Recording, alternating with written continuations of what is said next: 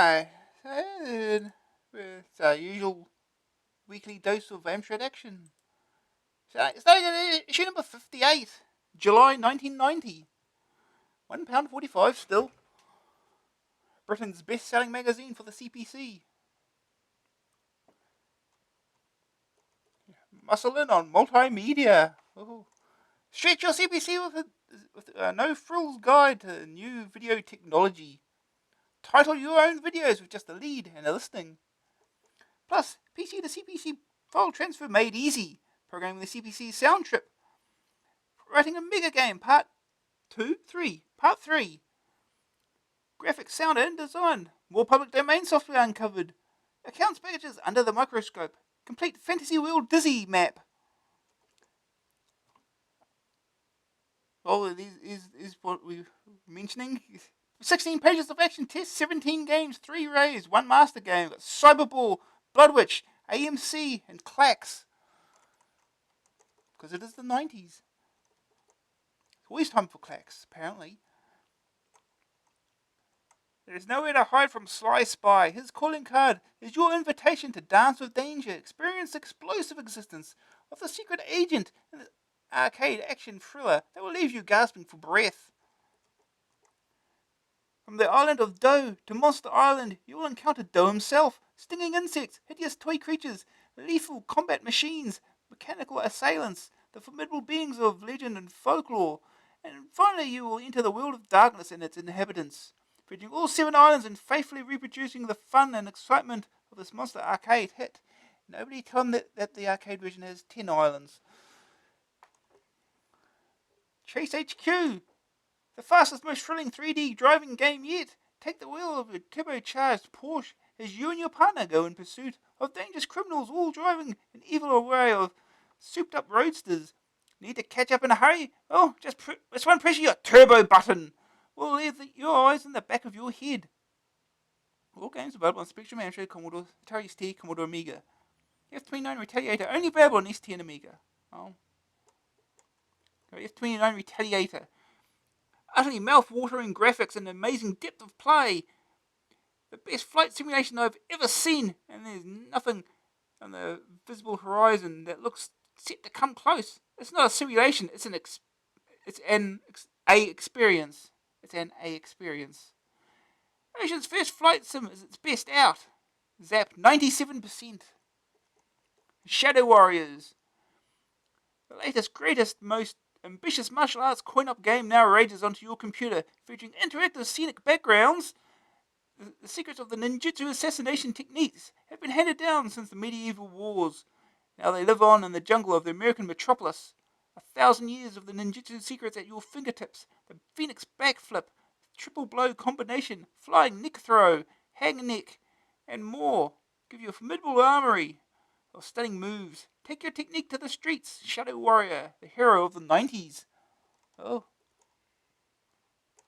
Here's our lineup. Am scene, hold the front page. Reaction, our readers don't mince their words.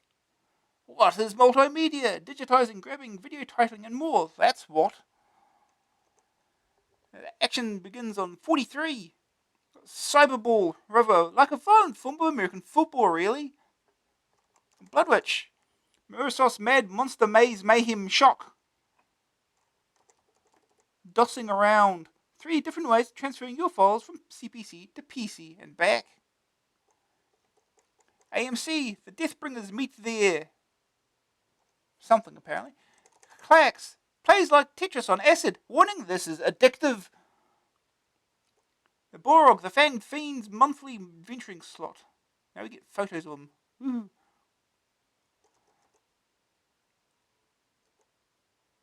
Cheat Mode 2, The Revenge. Save a fortune on desperate phone calls to AA with the distilled wisdom of the last 33 editions of Cheat Mode. Oh, actually, user club is back on this page again now. M-Scene. CPC Plus spec revealed. Technical details on the CPC Plus and CPC console leaked months before official launch.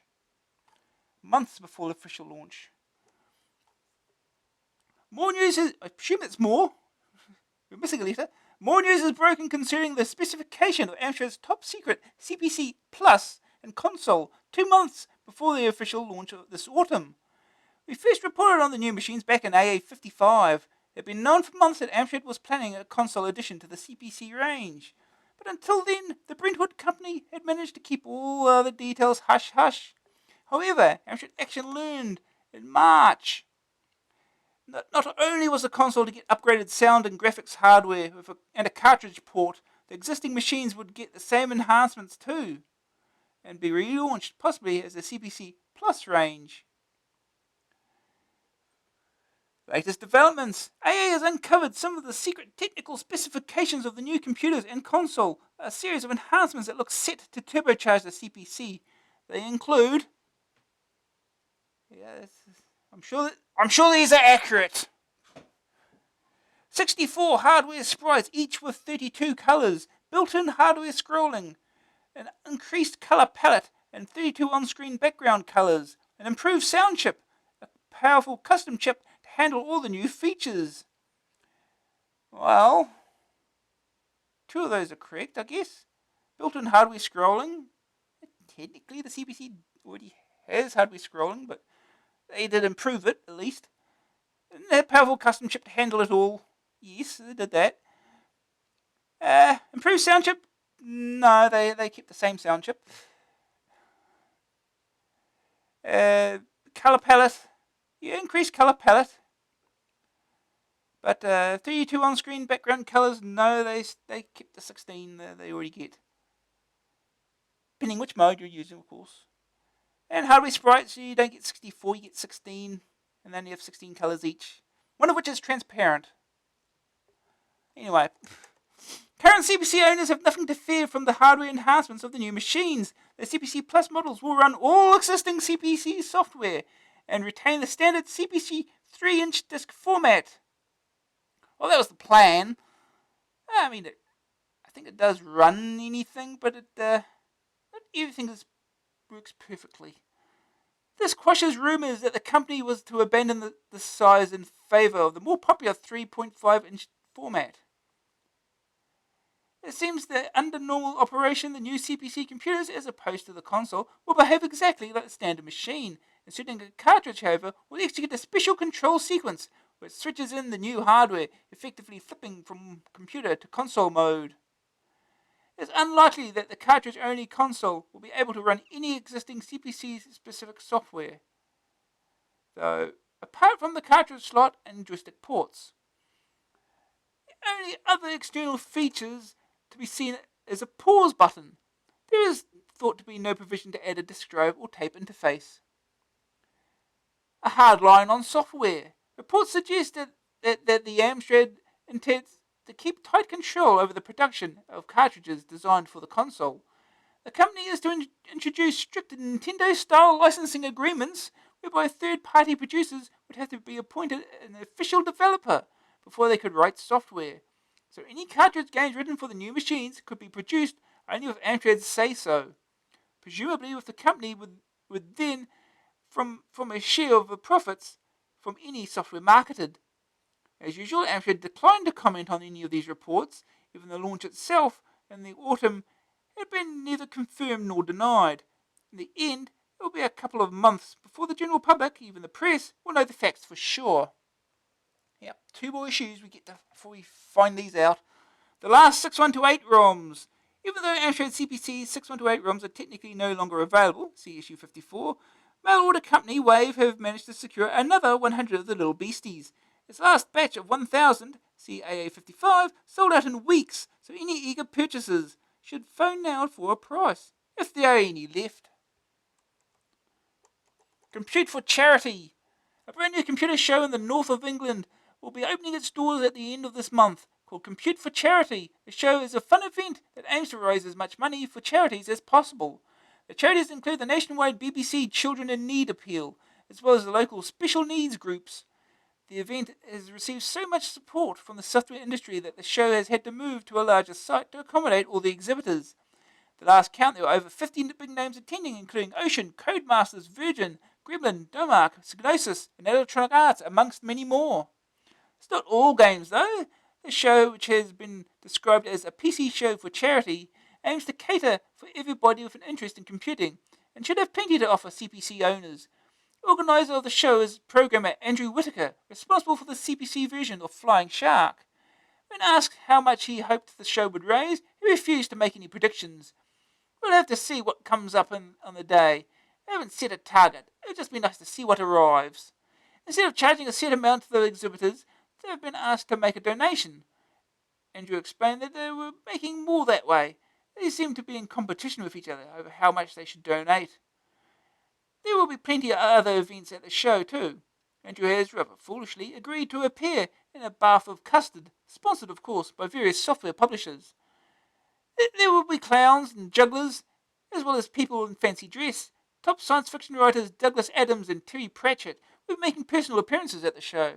Naturally, we at AA will have our roving reporters at the show. It is being held at Humberside College of Higher Education, Cottingham Road, Hull. Admission is just £1 for adults and 50p for children, though extra donations are welcomed. The dates are Saturday, 30th of June, 10 o'clock AM to 7 o'clock PM, and Sunday, 1st July, 10 till 4. Hard driving? You should soon be running a hard disk from your CPC, if Siren Software has its way. The firm, famous for its CPC second drives, is currently developing the device. The unit will plug into the expansion port on the back of the machine rather than the disk drive slot used by the second drives. The existing operating system in the machine will be scrapped as it imposes too many limitations, such as the maximum disk size of 178K and 64 files per disk limit. Clearly not enough for a large capacity hard disk. The operating system will come on ROM and will be built into the interface. The new firmware will clearly have to be compatible with CP/M and serious software, the environment in which it's likely to be used. It is hoped that the operating system will be totally transparent to the user and run any files that can be loaded from a normal disk. The hard disk should be just as fast as those in PCs. Initially, the interface will be configured to work with a 20 megabyte disk, but Siren say other sizes such as 40 and 60 megabytes. So that's megabits, that says. Lowercase b is bits. Should be supplied on request. Currently the device is in early prototype stage. Although Siren used to have used the device to transfer data to and from the hard disk, a lot of development is needed before it's commercially available. Siren anticipates that a finished product is at least 3 months away. There's one stumbling block, however. The disk drive is not going to be cheap. Due to the high production and development costs, the price will unavoidably be high. Siren estimates at least £400. This factor that could sound the death knell of the project. Simon Cobb, boss of Siren, explains that the production costs alone are going to be around £350. To make the development of it worthwhile, we're looking to make about £50 with each one. We're talking £400 plus VAT, and that takes up to £460. It may not be economical. I don't see that many people being able to justify the expense. You can go out and buy a cheap PC with a 20 megabyte hard disk for about £600. And at that price, we might only sell one or two. Nevertheless, if you're interested in the prospect of a hard drive for the CPC, why not tell Siren? You'll find the company at Princes Street, Manchester. Who knows, you may influence the course of history. Klax attack. Alexei Pagentov, the man who brought us Tetris, is near to finishing his next mind-bending game, Weltris. Another shape manipulation challenge. Weltris could give even the mighty Klax a run for its money.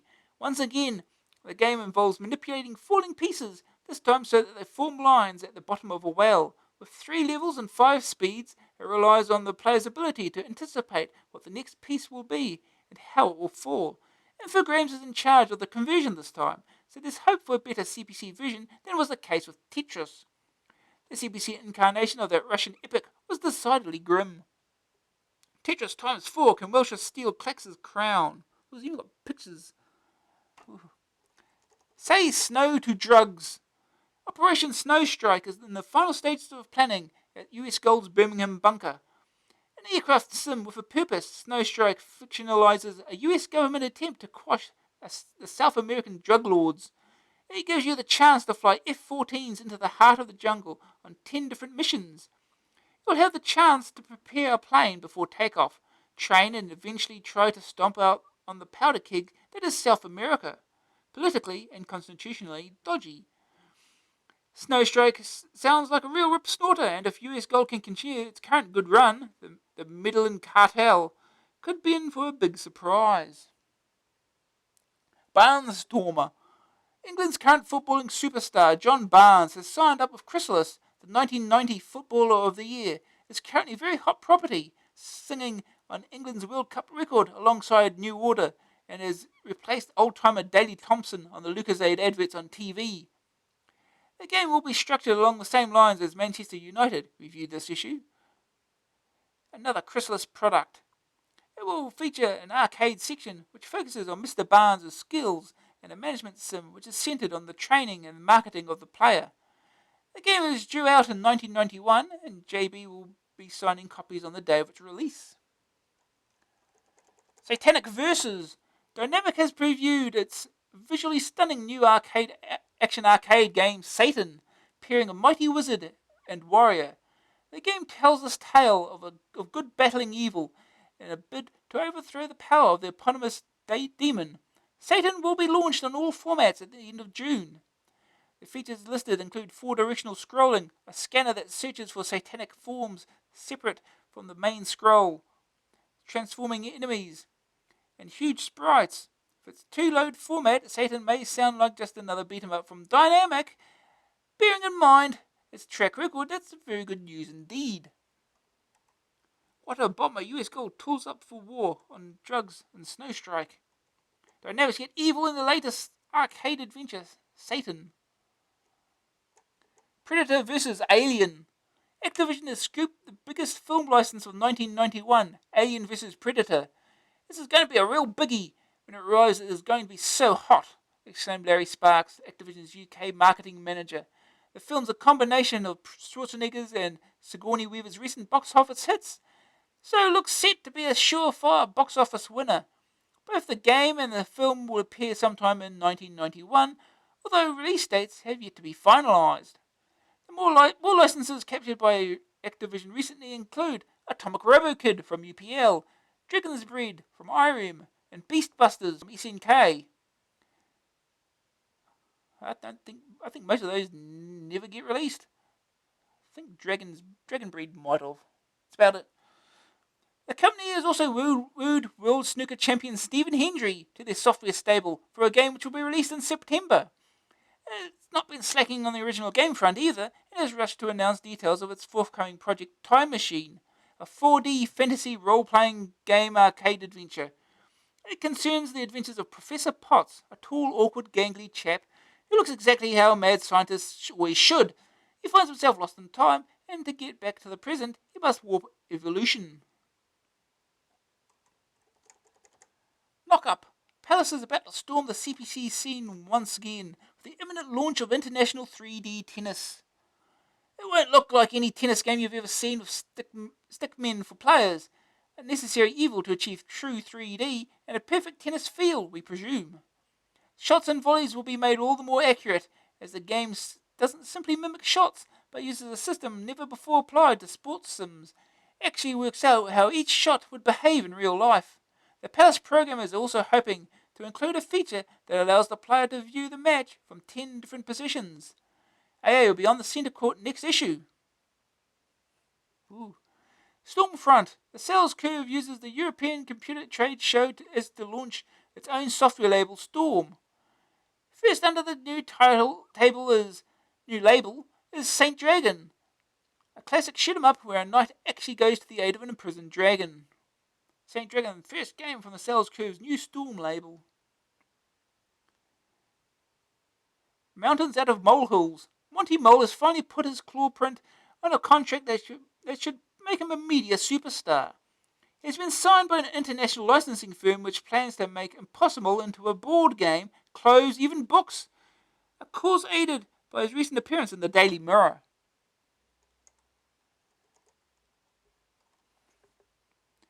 Bombs away.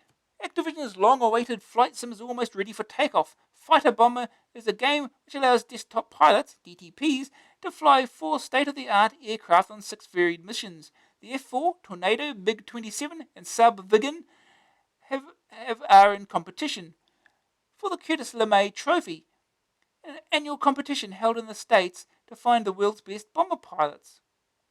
A copy landed on the AA airfield literally minutes ago. The crew will be giving each plane a test flight and will have the definitive report on your desk in time for the next issue, sir. There are bandits at 4 o'clock, which gives us half an hour to spare then, Ed. Fighter Bomber has landed at last.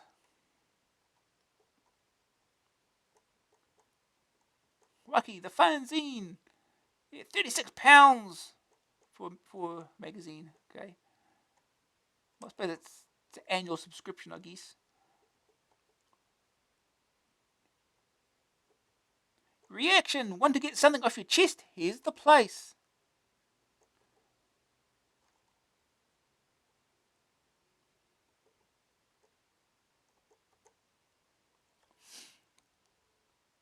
Completely wrong. Last issue, issue 57, we printed a letter from Ms. P. Russac, which criticised Cosmos' The French Mistress for its grammar. Francais or Anglais was the offending phrase. Well, those were our words and nothing to do with the French Mistress. In fact, Cosmo language tutors are above reproach, which is more than can be said for AA's Franglais. It's a hard life. I live way down here in Zimbabwe. I own an Amstrad 6128 and love it. I was reading Warren's letter in AA 54 and he thinks he is hard off. Well, he's wrong. Listen to this. My year subscription costs £30 and I get the mag more than 2 months late. That's because it's surface mail. I have to go to England to get games. I live on playing Typins. I can't enter any competitions because the mags are late. But enough of this. I wrote the letter mainly to congratulate the AA team. I love this magazine and I'm not going to stop getting it. My favourite part of the mag is Action Test. Derek Nags, Mutare. That's nothing. I have to get up 12 hours before I go to bed, and I live on a cardboard box on the motorway. And you've heard that one? Can't find the riddle in the Great Hall of Castle Master? Stick your head up the fireplace and check behind the mantelpiece. Oh, don't forget the mantelpiece. After seeing a review of Castle Master, I rushed out and bought one, as they say, and launched into my first Freescape adventure. So now I've got a couple of questions for you because some of what you say and show contradicts my experience of the game. Number 1. Page 47 shows a screenshot from the Great Hall where a riddle is being depicted. But we've been there and can't find this riddle. We've actioned absolutely everything and still can't find this riddle. Please explain this anomaly. Explain it? I can't even spell it. Number 2. Your reviewer talks about stone travel options. This is actually rock travel, and it would have been nice to be told how to use this facility. Do you know how to tell a game to throw yourself and not just a rock? From the general point of view, the game has ground to a half for us. I assume it means halt. We've actioned everything. We still cannot find keys to some rooms. The large boulder around the back of the castle actually does do nout. Because we have done everything to it is that we can possibly think of. And still we get nowhere. We've wandered around the catacombs and got nowhere. We've been in all the rooms we can get into without keys, or with keys we can simply pick up. And again, actioned everything, and we're stuck. Can you sense the hysteria here? Len Ding King, Nottingham. P.S. I've got a CPC 6128. Please nudge Mr. Waring for info about level 13 on Lost Caves. The place you've got to go in the Great Hall for the riddle is in the top right corner of the fireplace. Crikey, I mean, it's the first place I'd look myself. And to throw yourself around, you need a special potion. I think that was in the review, actually, Len.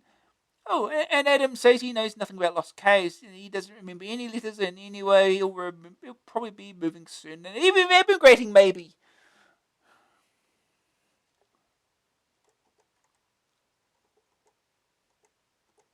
Hot air. AA takes off. Why? Because of the future publishing hot air balloon. As the balloon gently floated over from Bath toward the village of Camerton, a few miles southwest of Bath, it temporarily interrupted my baseball game. Whilst I admired the extra large envelope, a fine balloon if I ever saw one. Congratulations to Future on a wise investment. You'll be pleased to know that I went on to win the game 10-4. Nick James Camerton. I couldn't care less who won your game.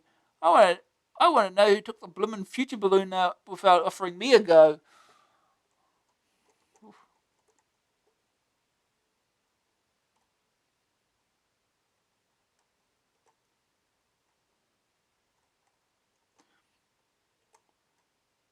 Oh, help! I've just bought a second-hand Amstrad RS232C serial interface for my 6128. The old interface in the massive casing with its own power supply. It really looks useful when it's plugged in. The problem is that's all it does. I didn't get a manual, so I don't know how to use it. If a kind-hearted soul has the manual and wants a good home, or could let me have a photocopy, I'll be eternally grateful. I'll cover the photocopying and postage costs. Lloyd Wood, Telford Hall, University of Technology, Loughborough. P.S. If I told you it was important for my degree course and would prevent me from having to use a PC instead, would it help me get a hold of a copy?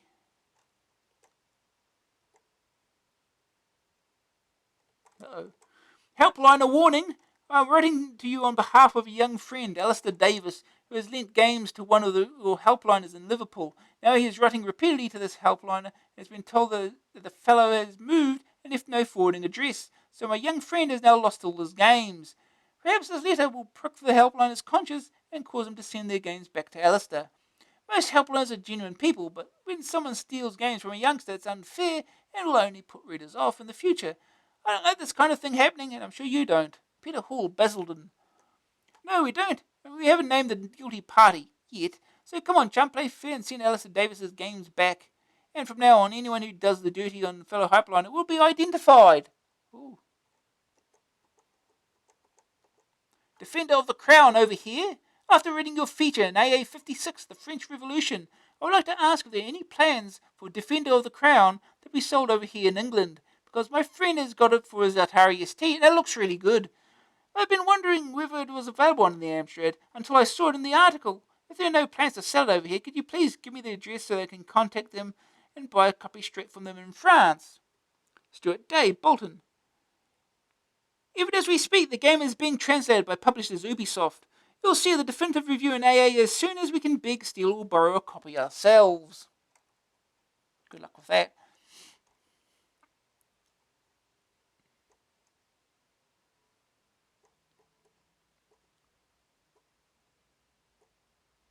Top quality games at rock bottom prices. Yeah, just so I can sell them again, basically. Multimedia. Multimedia is destined to become the new computing buzzword of the 90s. Amstrad Action busts through all the jargon and finds out exactly where your CPC fits in.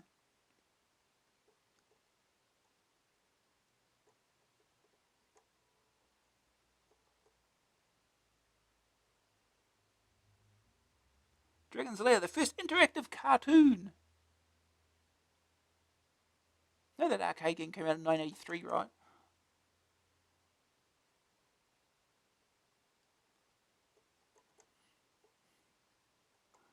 Brian the Snail grows a mustache courtesy of Dougal and the Blue Cat Channel 5 videos.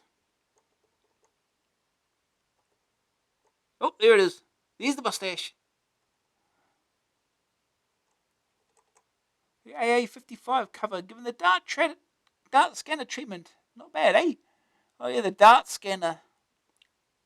It's like a regular scanner, only you stick it on the head of your printer and you scan images that way.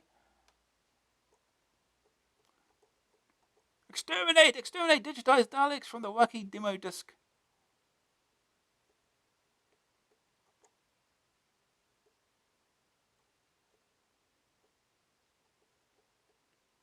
This is the title your own video. Yeah, title your own videos. How to do it? To title your videos, first you need some screens to display. These must be in mode 2 and can be drawn with stop press or any art package that allows the use of this mode. They must be named 001.SCN, 002.SCN, etc. The higher the number, the further they'll be in the sequence. The listing then does the business. Run it, and the program will prompt you for the following. Enter start delay in seconds. This is the time delay before the sequence is run. Enter finish delay in seconds. This is the time after the sequence runs. Enter number of display screens. This is the number of screens to display. The program will then ask you for the delay between each screen. Delay 1, delay 2, etc. You'll then be asked what effects you would like to be used. Fade in. Answer yes if you want to start the sequence by fading in. Fade out. Answer yes if you want to end the sequence by fading out. Clear screen, fade out. Answer yes if you want the screen is to be cleared before fading out. Finally, the computer will want to know what effects to use. There are 3 choices, but the fade swap is the most professional. If you've got Venetian blind, fade swap, straight swap. I'm sure the Venetian blind is just copying RAM in order. Because it's easy, I guess. The program will then launch into the sequence subject to the delay selected, so you should start the video recording as soon as you select the effect. When the sequence is complete, the program will wait with a blank screen. You should now stop the video recording. Press the spacebar and the message titling finished will appear, and the program will return to basic input mode. Video lead wiring diagram. Parts. Costs a whole £5, 14p.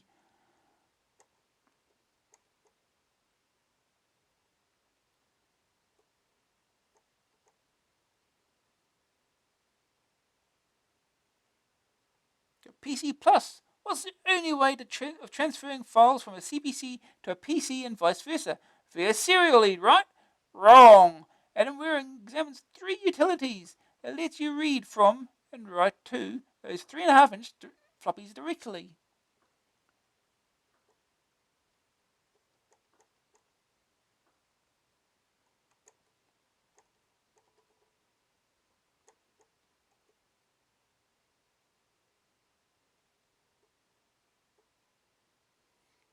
Time out. Time taken to transfer a 10K file from CPC to PC. Rotor seizure takes 316 seconds. That's a long time for a 10K file. PC trans 15 seconds, multi-file utility 12 seconds.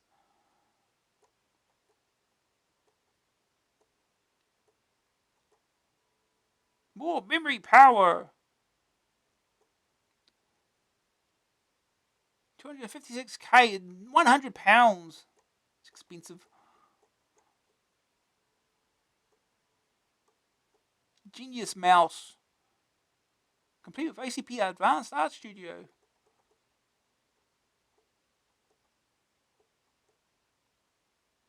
Blitz Basic Compiler. At last, a full compiler for Amstrad Locomotive Basic. Blitz Compiler works only on the CPC 6128, but the machine code it produces can be transferred to any of the 464, 664, 6128 computers.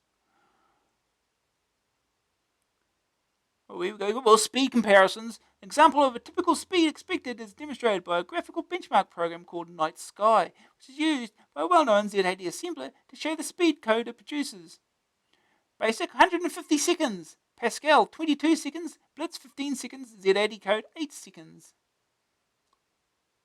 So it's still slower than just doing assembly language, but it's faster than Pascal at least. Didn't test C in this, did they? Maybe C would probably still be faster.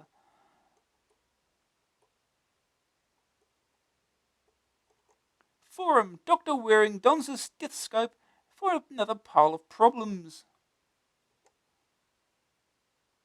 There you go. Why to give a pins 41 and 49 of the CPC's expansion port to make a reset switch?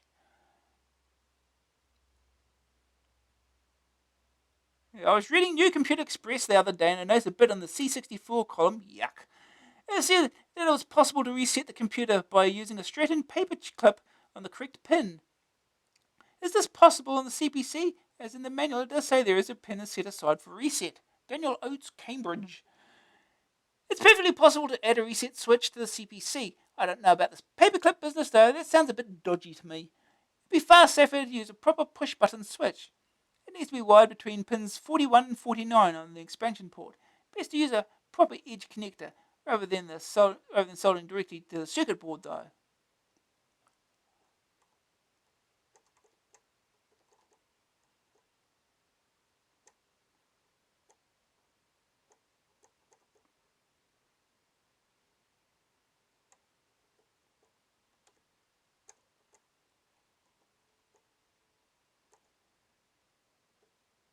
Oh, someone want a t-shirt. Oh.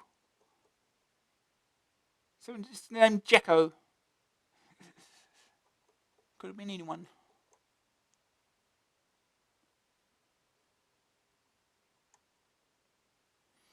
Shirts off. I read in forum recently about a way of designing t-shirts on the CPC, and I know a much easier and cheaper way of doing it. Mix a yogurt pot full of 3 parts water to 1 part turps. Moisten the picture with this solution. Paste t-shirt on top and rub down firmly using a rolling pin. If the picture is transferred okay, then spray with artist fixative. If not, then it will wash out easily enough. Although this isn't high-tech or anything, it does the job. J. Fawkes was in Northern Ireland. Don't forget to eat the yogurt first. There'll be more hot fashion tips next month. Good.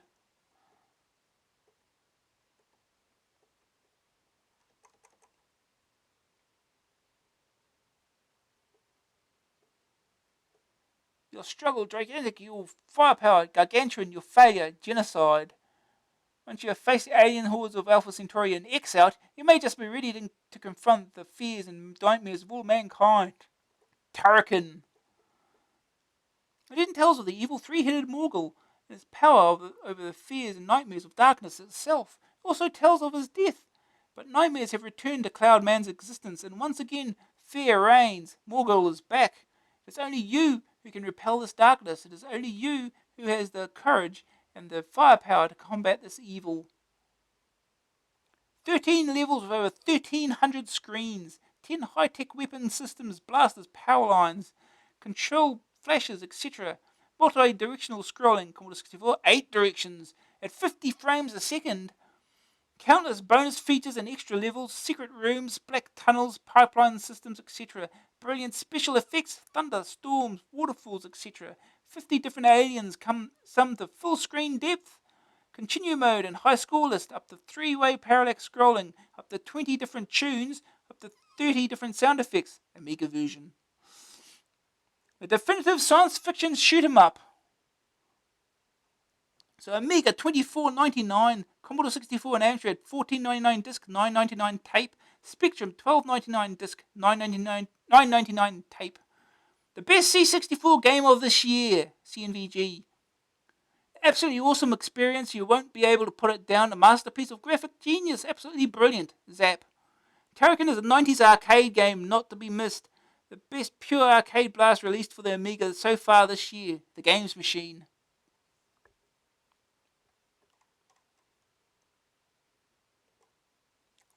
Cheat mode book offer. Again. You've seen the cover mount issue 56. You've read the blurb. Now buy the book. Cheat mode 2 The Revenge is out. And available only from your friendly neighborhood mail order department. Read on.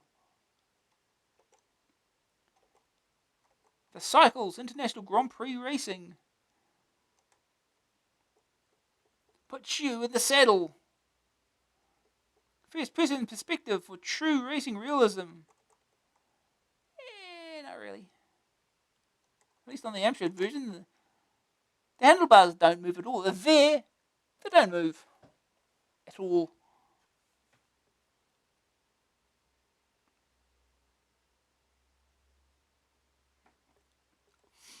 The IBM PC and compatibles out now $24.99. Amiga out now $24.99. Commodore 64 128 available soon. $9.99 tape, $16.99 disc. Spectrum Amstrad available. Cassette $9.99 disc, $16.99. Discs are expensive. International 3D Sensible Software's International 3D Tennis. International 3D Tennis is a revolutionary new tennis simulation. The innovative use of vector graphics has created a game with unrivaled playability and an unparalleled number of features. This is fab, a breakthrough no one could fail to be impressed. CNVG 94% CVG hit. It's smashing ace and beats the competition. Immense fun, demanding for novice and expert alike. The best sports game for ages. Zap 94%. Zap Sizzler. Screenshots various systems. Individual format releases dates may vary. C64, C64 Disk Spectrum, Amstrad Disk ST Amiga. Sounding off. In the second in the series on the CPC's sound chip, James Pinto lifts the lid on envelopes. Okay.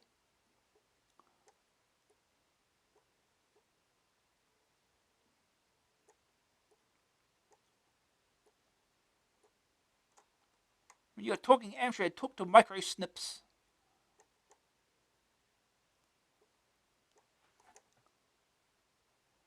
Paper. Best quality wood free. Low dust spec.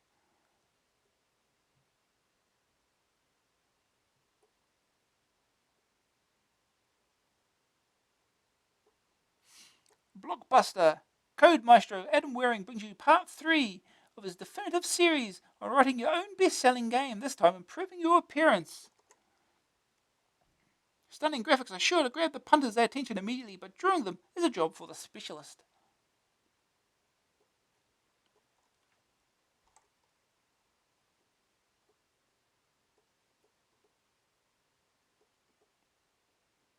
That's one of the games featuring a Paul Hiley soundtrack. Altered Beast, yeah. But the only thing decent about the game, really.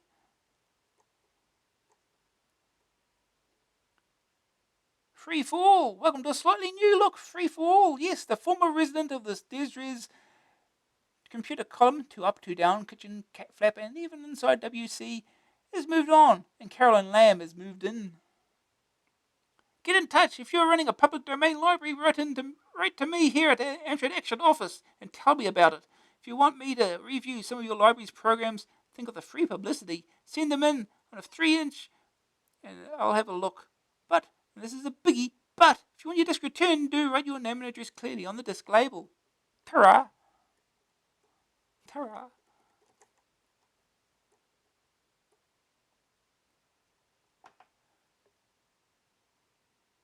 What's up, Doc?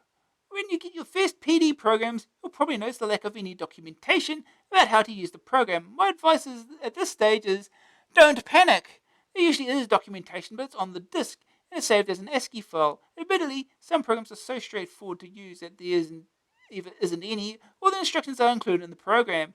Catalog the disk and look for any files with the extension .document or .txt, which stands for text. Keep a look out for other less obvious files like read.me or manual.1. Try loading them into your word processor, or if you don't have a word processor package, you can use CPM's built-in type command to view the file.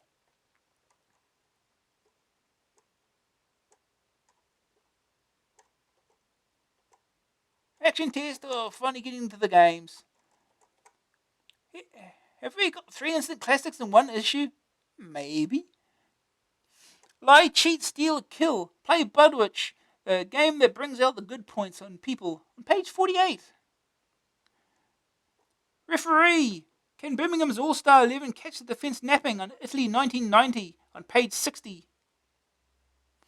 1, 2, 3, 4. Astro Marine Corps. Sign up on page 48. But is it worth the haircuts? Hang tough with the new kids on the gridiron block. Cyberball kicks off. Turn to page 44 and watch those sparks fly. Plays like Tetris on acid. Demonically addictive. Tile juggling action from Domark. Once you start, will you ever be able to stop? Is it a bird? Is it a plane? No, it's impossible. Monty Mole, Gremlin's earth-moving adventurer, returns on page 62. Tune in for more Caped Crusades now. Also reviewed, if you can read it. Yeah, we'll get to them eventually. It's hard to read. A fair amount of them probably are re-releases anyway. Anyway, we start with Cyberball by Domark. $9.99 cassette, $14.99 disc, joystick or keys. It's fourth down, fourth in inches. The situation's getting critical, real critical. Like if you don't complete the next pass, the ball will explode, destroying half your squad. It's sort of critical. Can it be done? Have the assassins got the know-how, the serve and sheer guts to make their play? That's the excitement of Cyberball, sport of the 21st century. A game where action's the attraction, skill the thrill, and head-cracking tackles an everyday occurrence. Long ago, after the steroids controversy, athletes found a neat way to cheat. If something broke, be it knee, arm or neck, gridiron players had it replaced with bionic bits and bobs. Naturally, this gave them better than average performance and an unlimited mileage.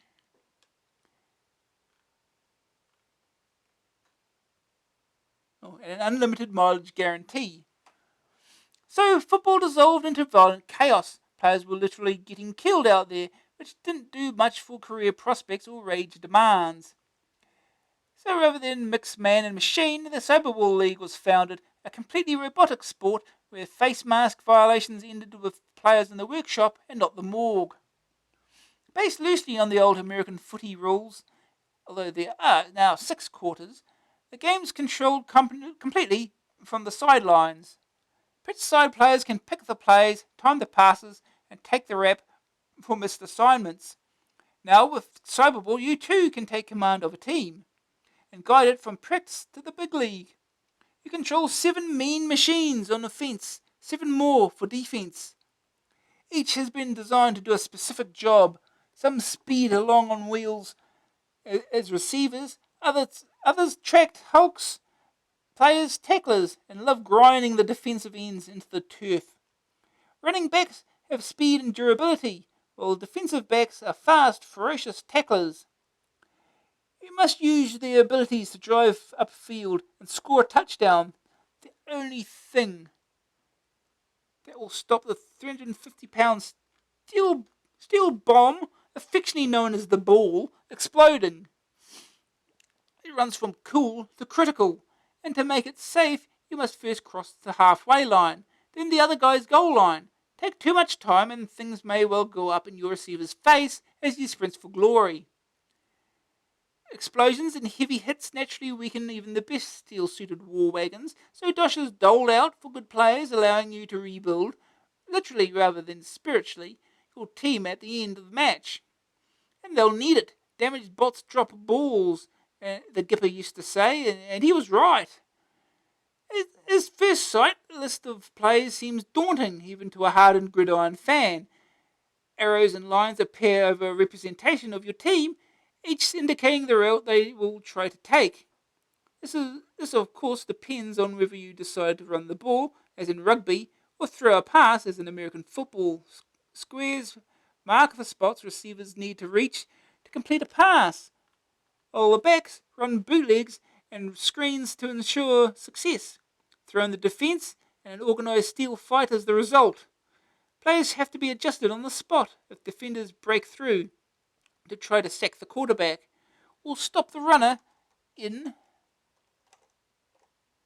as caterpillar tracks.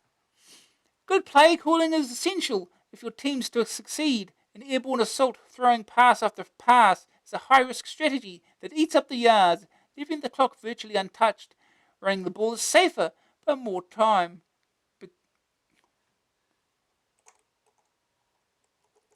More time-consuming.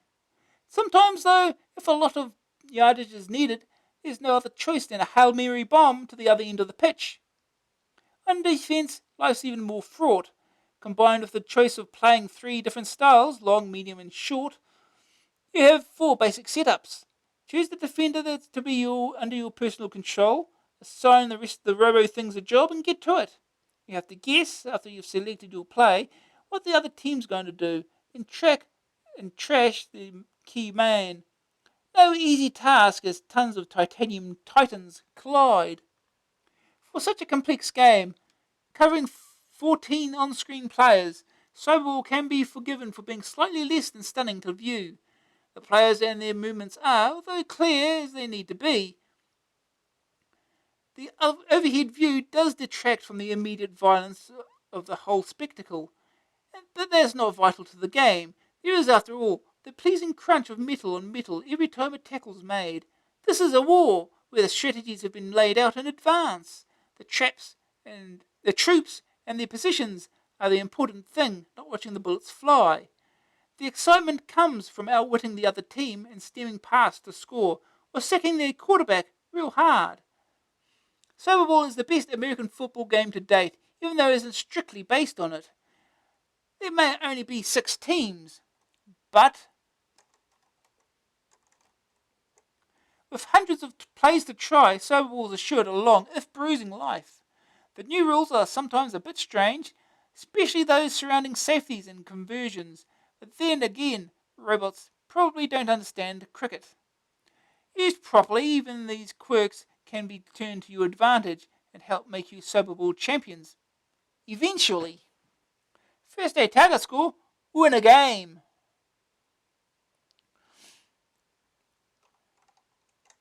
Jargon bargain.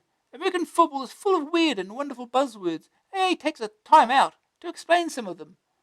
Unload, tackling or hitting another player as hard as possible. On the numbers, a well-thrown pass that hits the receiver high in the chest where his team numbers are.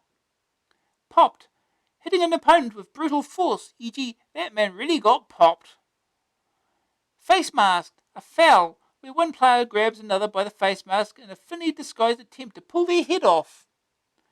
Timeout, where the game stops for 30 seconds so teams can organise players, who hits who and when, etc. Bootleg, a disguised running play.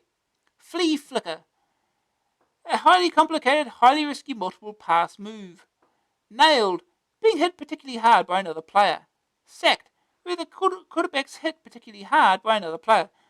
There's a lot of hitting business going on here. Unsportsmanlike conduct, hitting another player particularly hard before the play starts. Late hit, hitting another player particularly hard after the play is over. LT, Lawrence Taylor, AA's fave footballer, plays for the New York Giants in shirt number 56 as a linebacker and hits everybody particularly hard. I think we get the idea.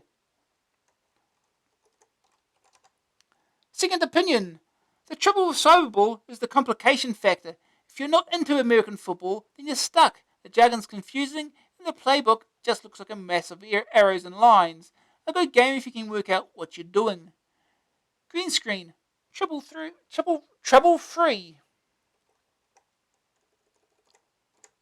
The verdict. Graphics 66%. Small sprites and sometimes hard to spot. A good overall view. Sonics 71%. Good futuristic theme. Lovely metal hits metal sounds. Grab factor 33%. Exceptionally complex tactics. Just what is going on? Staying power 91%. Hugely varied. So many plays.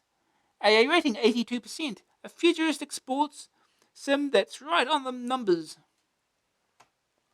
Now we can play the game.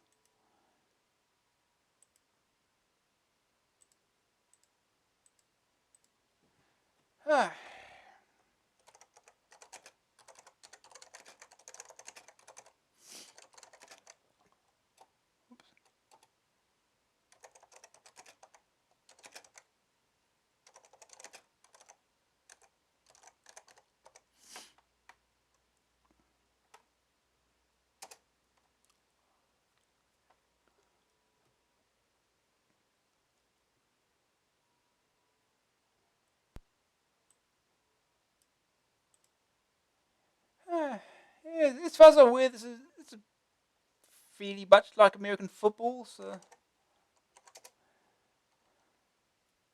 just with robots. American football with robots. That's all it is.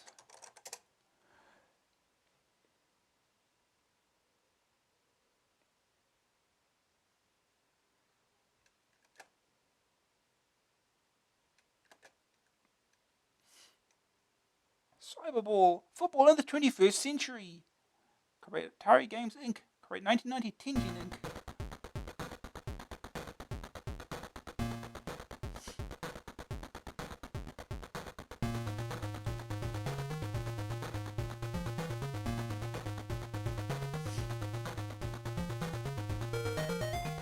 helps if I probably there we go. It'd help if I captured the thing right. I don't remember these things. There we go. It helps.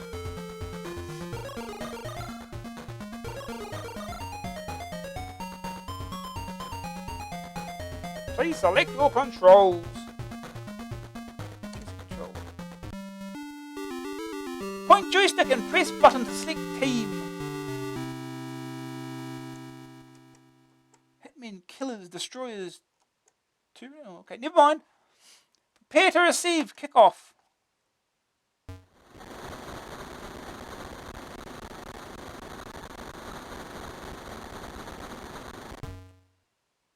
Run.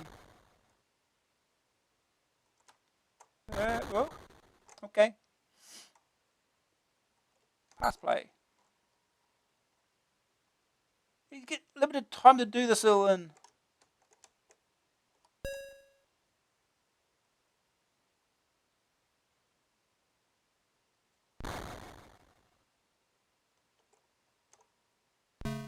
You got it. Go, run, run, run, dude, run. Yeah, run. No, no. Oh, that worked.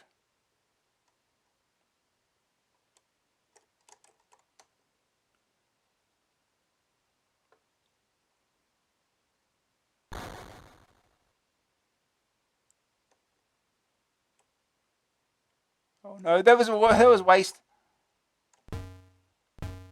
Incomplete pass.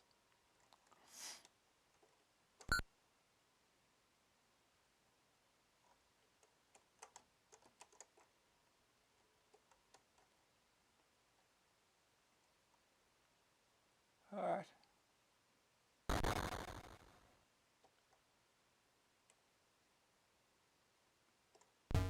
Oh, you missed it. I think I threw it a bit early.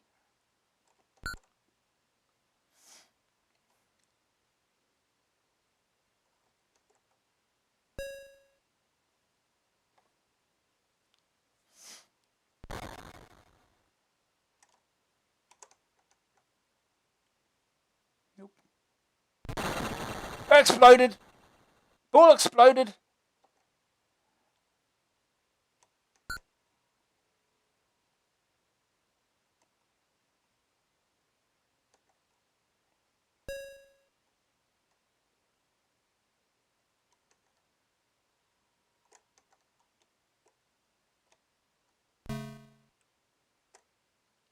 Or get through the gap. Go through. Move, move, move, move, man. Oh. Ball diffused. Medium. Go medium.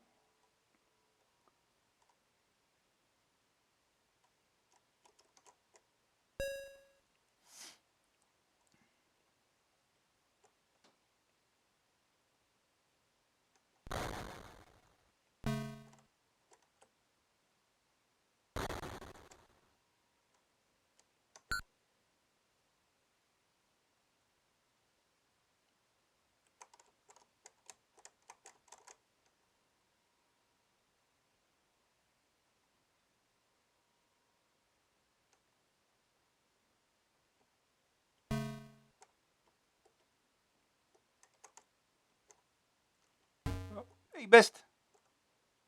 Okay, they're completely useless too.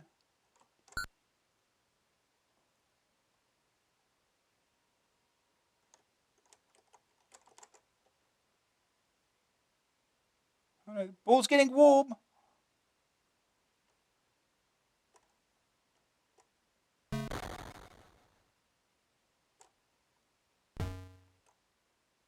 Incomplete pass. I'm not the only one useless at this.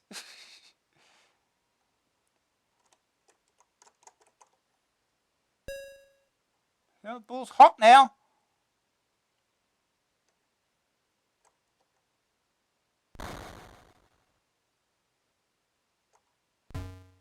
Nope. Complete pass.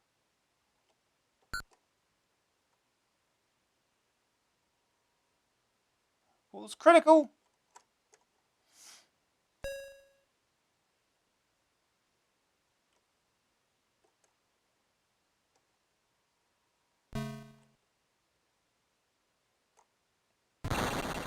And it explodes. Okay. No in-game music.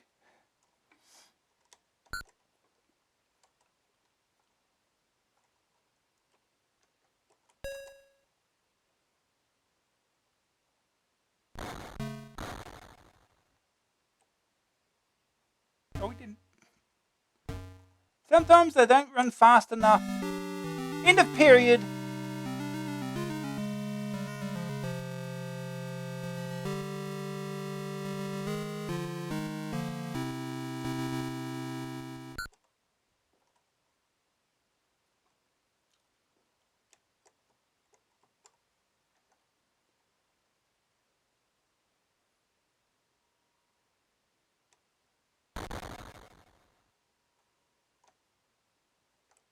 Run. Hey, got it. Go. Run. Run. Faster. Ugh. Okay.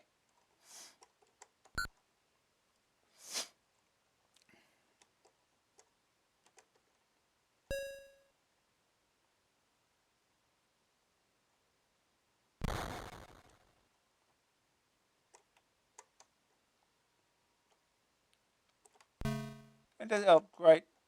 Yeah. Great. That worked well.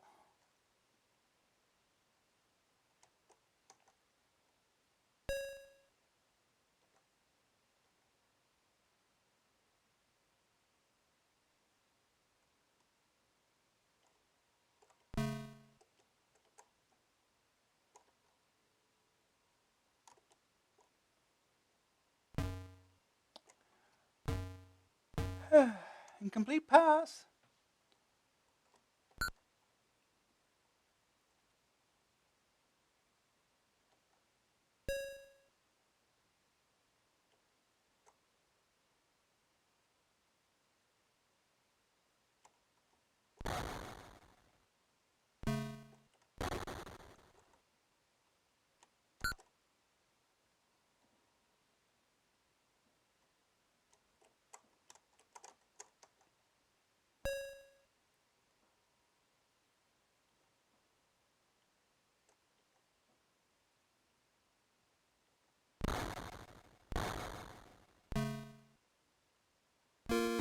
Safety. Prepare to receive kickoff.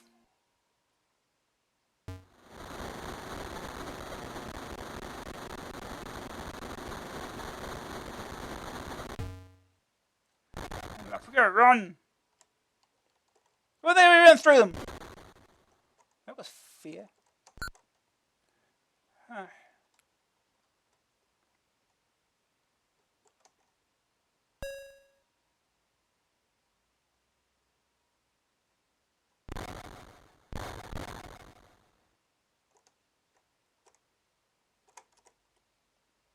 You're going. Must have control of you, you idiot.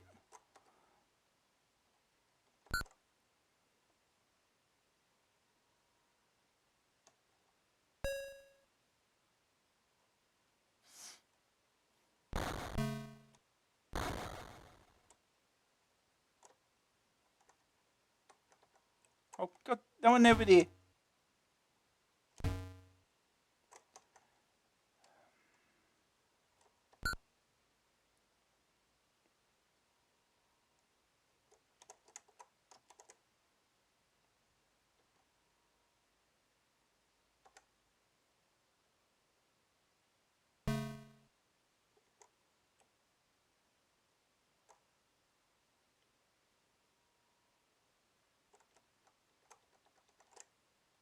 Don't throw it over. There's no one over there, you idiot. I should have just left. Just keep hold of it.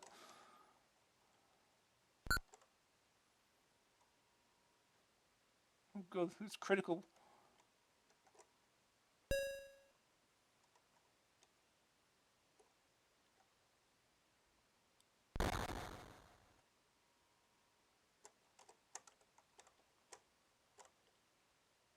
There you go.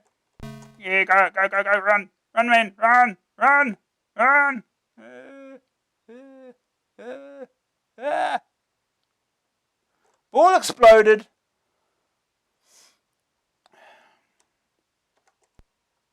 ball exploded.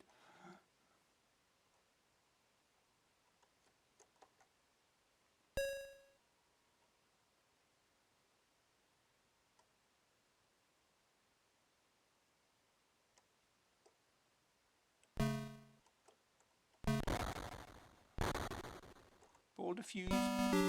End of period.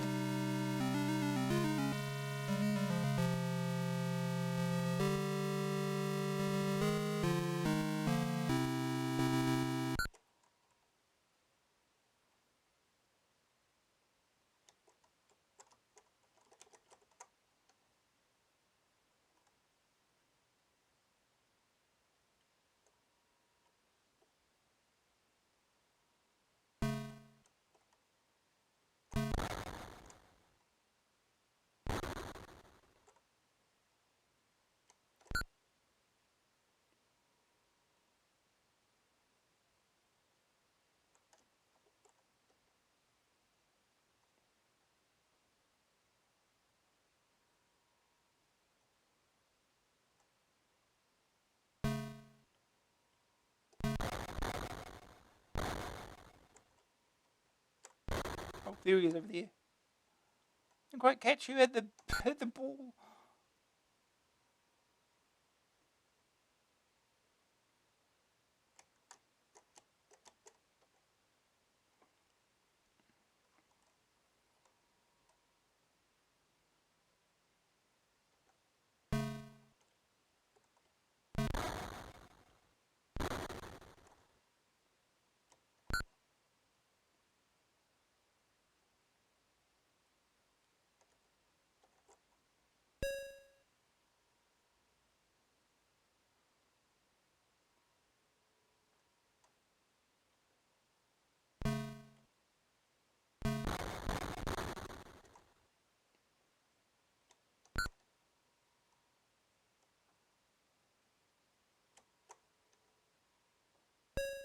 Critical.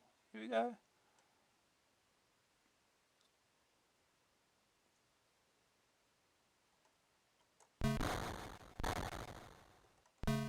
Interception. Run. Here, run at the ball. Here you go, run. Here we go.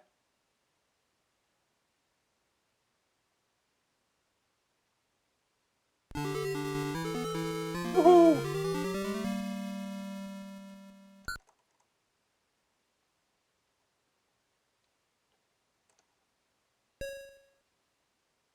Conversion attempt.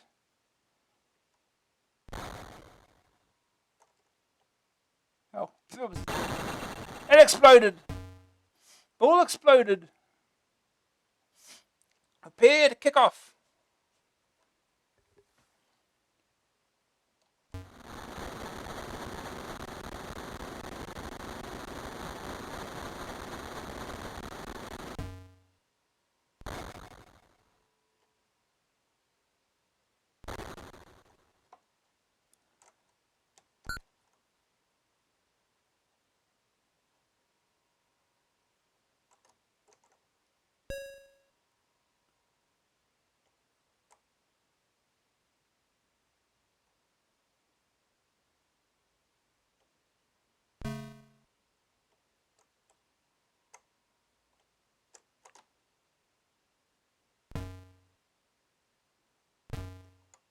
Incomplete pass.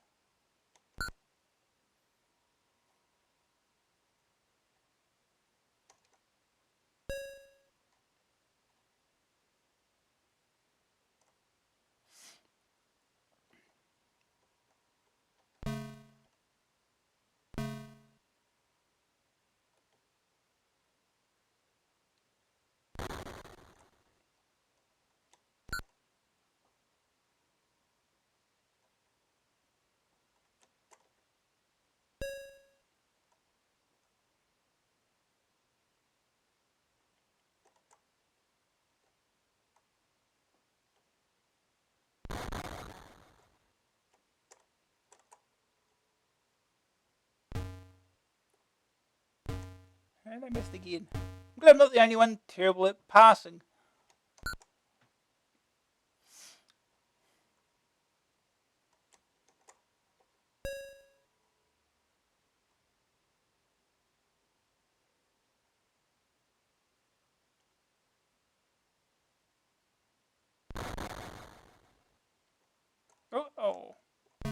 Oh no, he caught it.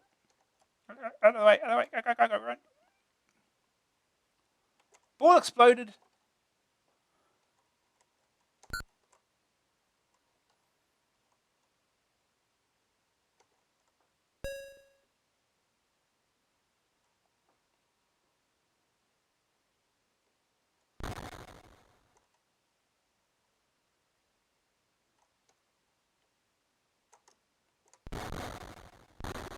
Oh, ball diffused.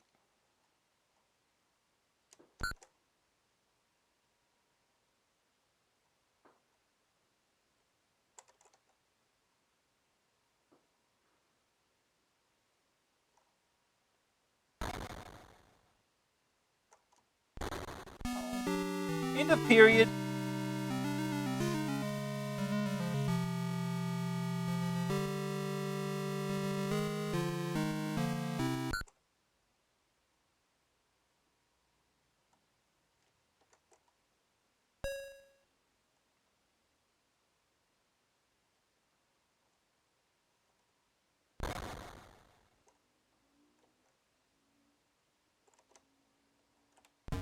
Oh, he missed it, you idiot.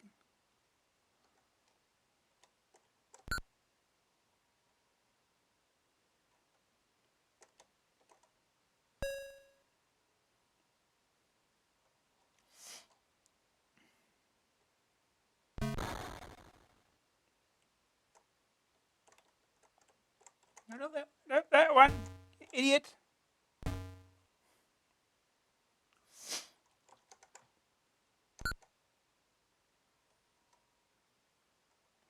Ball's getting hot.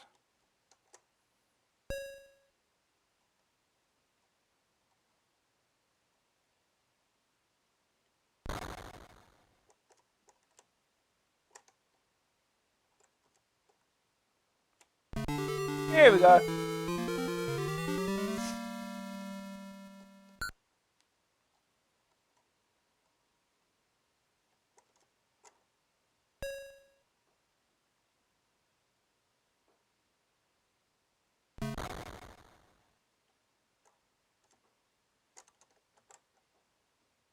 Ball exploded.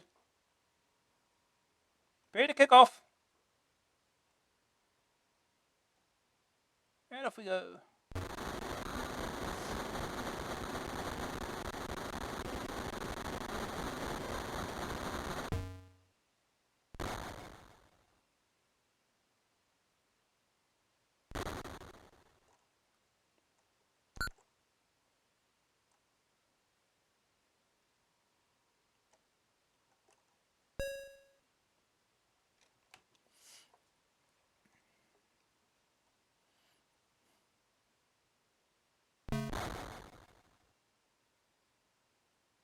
Oh, good throw, dude. Good look at that throw.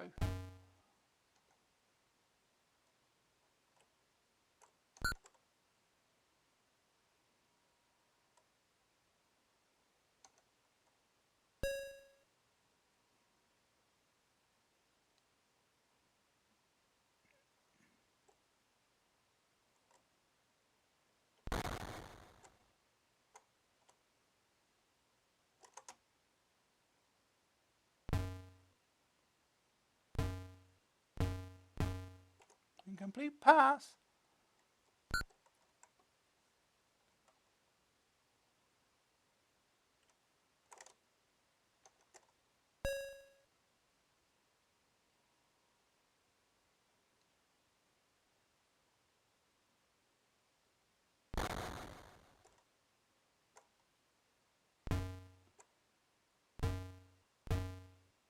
Complete pass.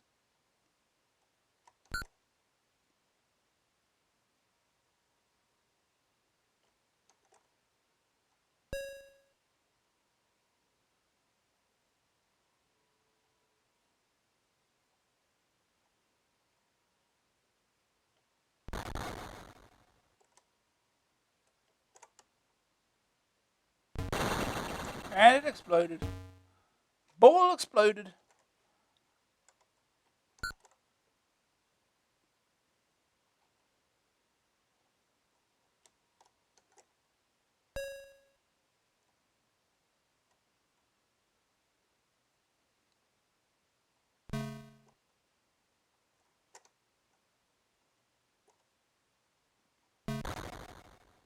Go, run, man.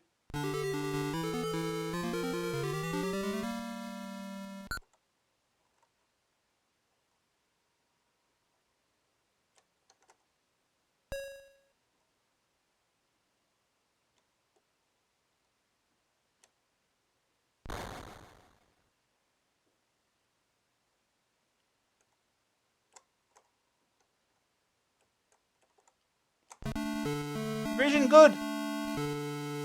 Prepare for kick off. One more period, isn't there? See, it was 6.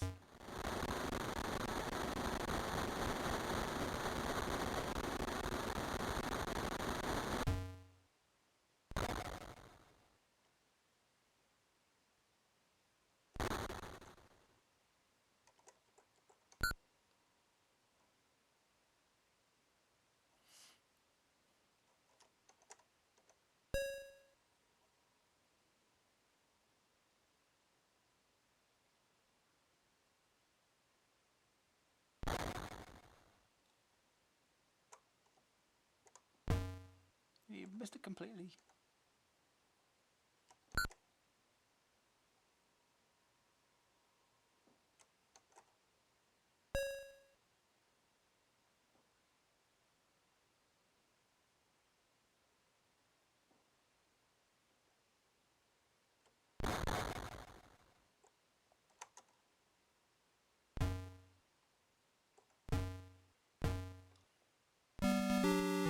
End of period.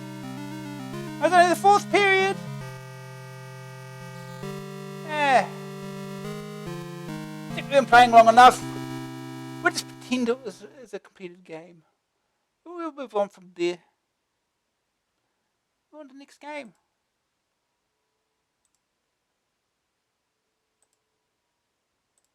Next game is Bloodwych. Imageworks, $9.99 cassette, $14.99 disc. 1 minute you're in this bar enjoying a sociable glass of mead, and we all know how sociable you are. In the next you're wandering through this creep-filled castle trying to save the world. It's a funny old game, this Bloodwych. It's all started quite innocently when 16 of the hardest, most cunning, highly powered peeps in the kingdom all gathered at the inn carousing, quaffing ale, and telling tall stories about their feats of daring do. And someone suggested a quick romp around the dread castle Zendrick. Just for a laugh. It seemed like a darn good idea at the time. Little did the 8 foolhardy warriors who actually volunteered realise their leaders had been possessed by the Bloodwych, legendary white mages of Trazir, and they were about to lead them on the most dangerous adventure ever. Zendrick, a Darth Vader figure who deserted the Bloodwych to specialise in spreading general nastiness, was summoning a Lord of Entropy.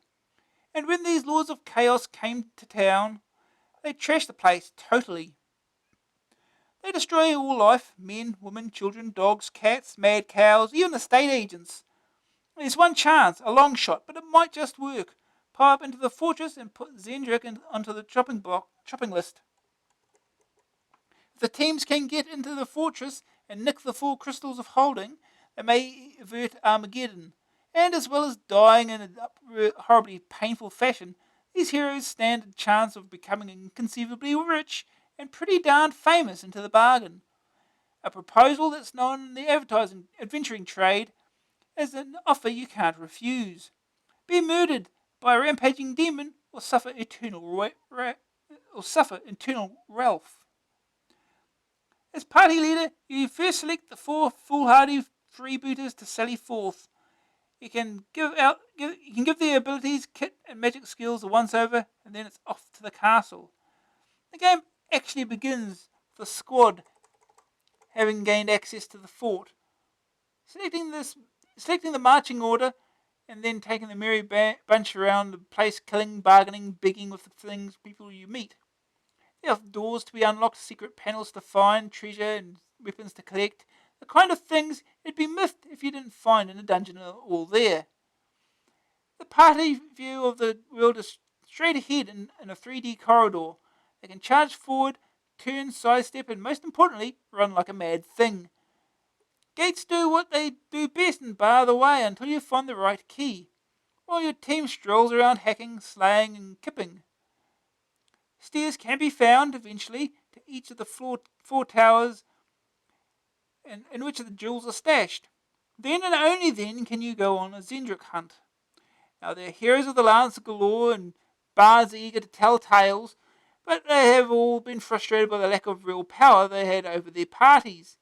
The Bloodwych boys have no such problem. Using an icon system, all the info you need is either on display or just a button click away. From the most important functions like preparing a spell for battle or arranging party marching order to these little trivial things like food and water, all are controlled with the small arrow icon. It's initially off-putting, but after a few minutes of wandering around, you soon get the hang of it. Well, there's very little choice after all. It's either learn or die. Each character has a set of the usual stats: hit points, strength, charisma, etc., and a whole load of kit to play with. You can say what each bod has in their hand and what items are tucked away safely in their backpack. Everybody gets spells to use, but magicians get a better chance of completing their wizardry, and for this, it's just a case of browsing through the spell book looking for the appropriate runes. Weapons vary, as do the armor ratings, and better kit can be blagged en route. With 2 players, Bloodwych really comes into its own. Each player has total independence and can wander where they want. If you happen to come across the other group, they appear on screen. It's up to you to either help or fight them. It really depends how healthy and how much useful stuff they've got. This 2-player element and great dungeon graphics, Bloodwych is off to a stormer. At least there's an adventure you can see, touch, and fight in without having to spend hours flicking through text screens. Bloodwych could never be called exciting, although life can get fraught. It's the mental exercise that's the fun. If you are to solve the mystery of Bloodwych, then every square inch of the fortress will have to be searched. Bloodwych is a fiendishly complex puzzle, but simple to play once you force yourself to study the instructions. Remember, the fate of the world hangs on the one little arrow hovering on the screen. First aid target score. Not applicable. Oh. Second opinion. I saw Dungeon Master on the ST and longed for a CPC version. Now it's here and sure to become a classic. Green screen limits long range vision. Please select your champions. Simultaneous 2-player option. I can't do that.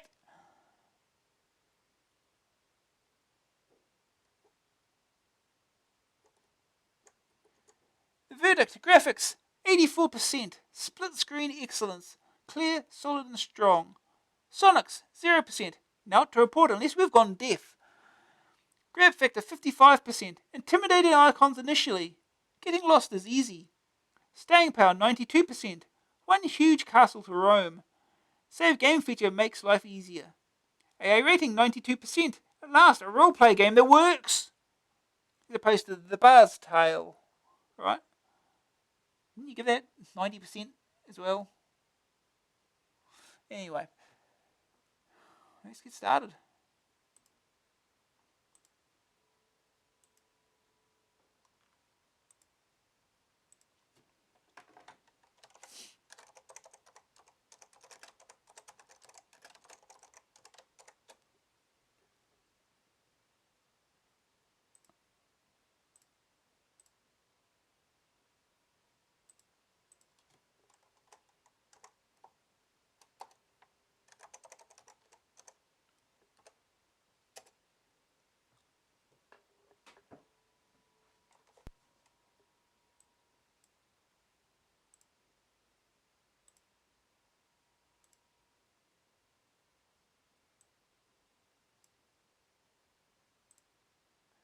Alright.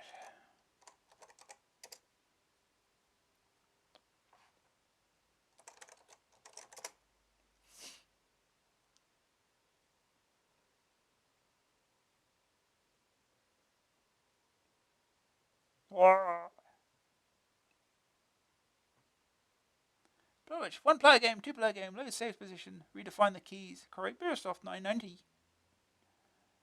Don't think we need to redefine the keys. I hope not. Nope, we don't. Good. Hopefully. Astro, Slamewort. 34 strength.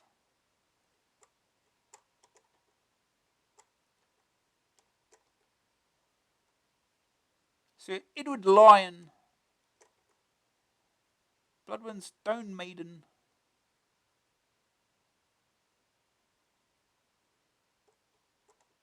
We'll go with this dude.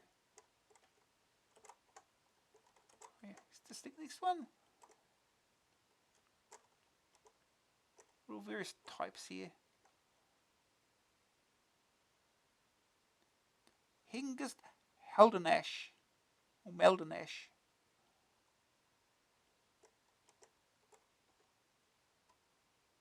Cethra Broghale. Time for silence.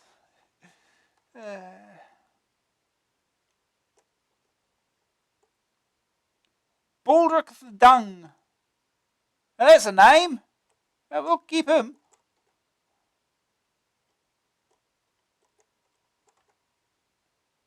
Tai Chang of Yin.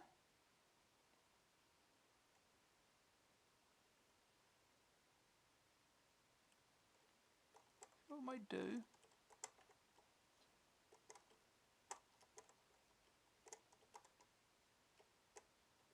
Just temporarily.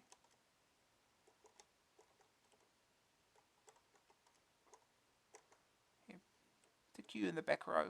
I presume that's the right order. I don't know. I assume.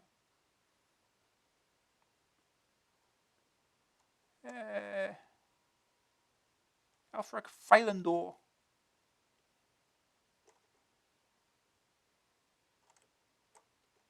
You could have all warriors if you wanted.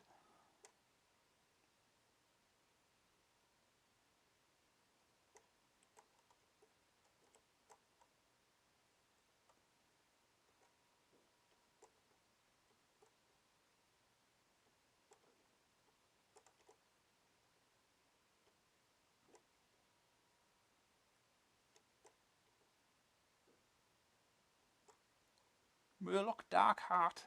Yeah, hello. And last one. Tai Chang of Yin. Mr. Flay Sepulchrist. Roseanne Swifthand.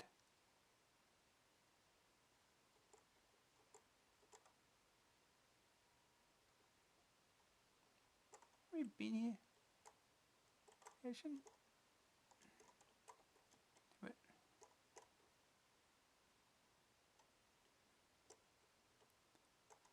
Stick you there.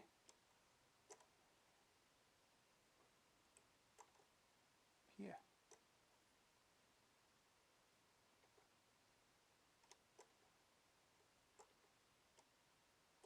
Here we're going a few. Here we go. See the items here?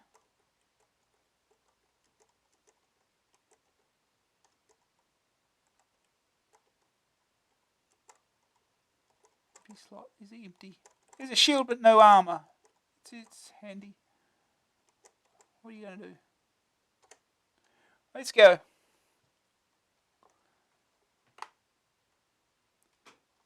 Yeah, this is basically an everyday dungeon explorer sort of thing. Or dungeon master. Click the icons to move. Here we go. Turn.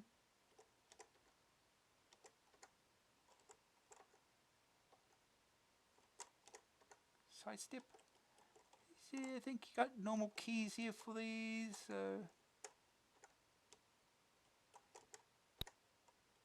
yeah, that opens that. And forward we go.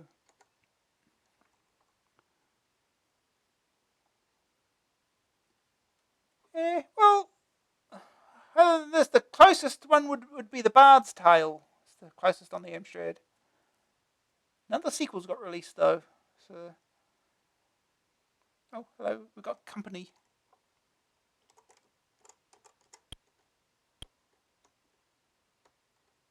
How do we attack?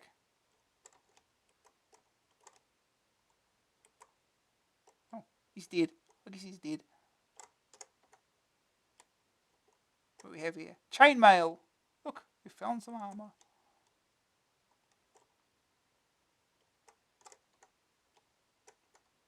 Here we go. Put it on.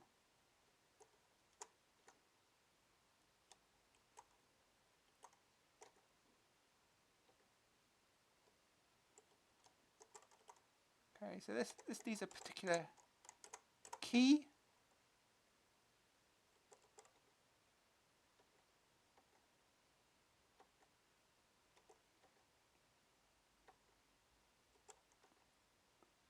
Oh, there's something on the ground there. Very hard to notice, but there it is.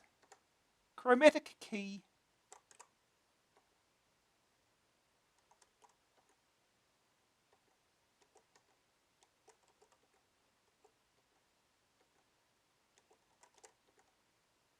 Okay.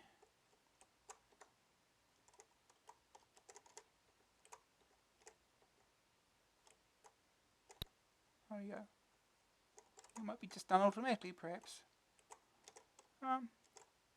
We go for by clicking in. No, it just open closes the door. If we go, and from about here, I have no idea what's to come. Never really played this a lot. I played the Bard's Tale.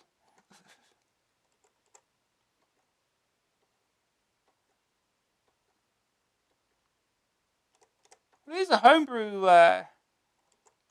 dungeon crawler though, the Shadows of Surgoth on the Amstrad.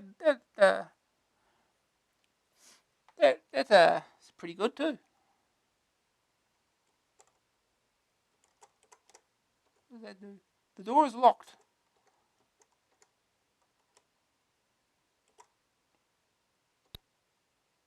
Okay.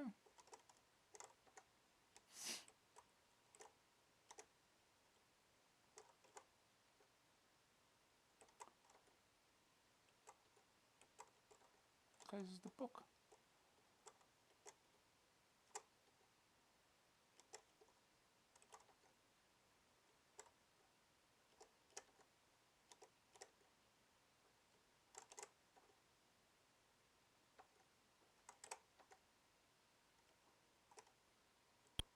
Ow.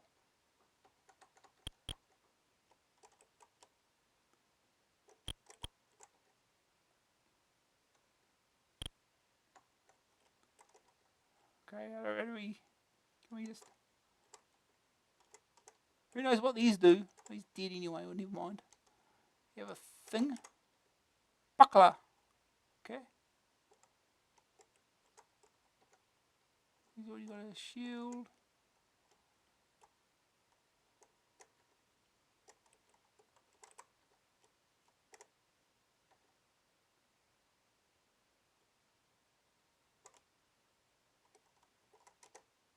Can we exchange the...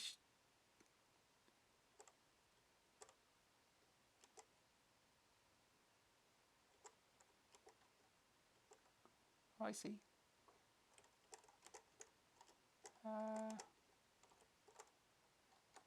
Here we go. Here's a shield.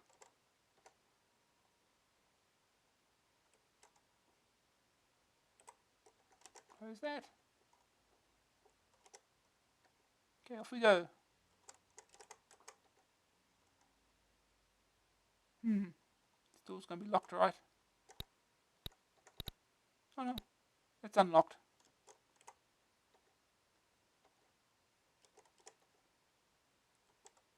Is this a dead end? This is a dead end.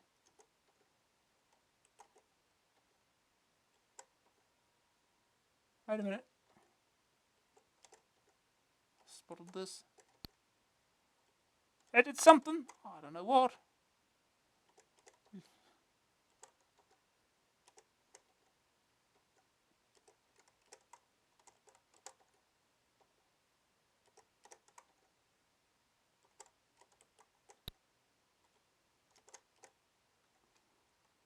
Yeah, no, this game has absolutely no sound whatsoever.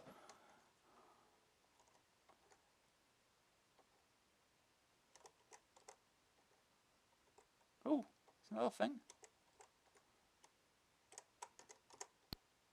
Oh, at least you saw something happen there.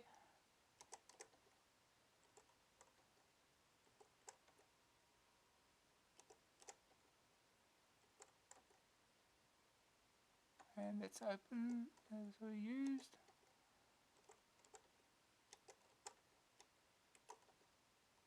Door's locked. We've got a few of these keys at least.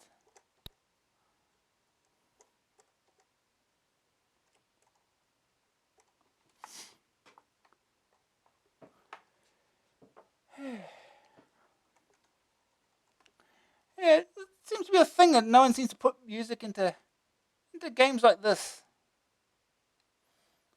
Oh, I know we've got dudes.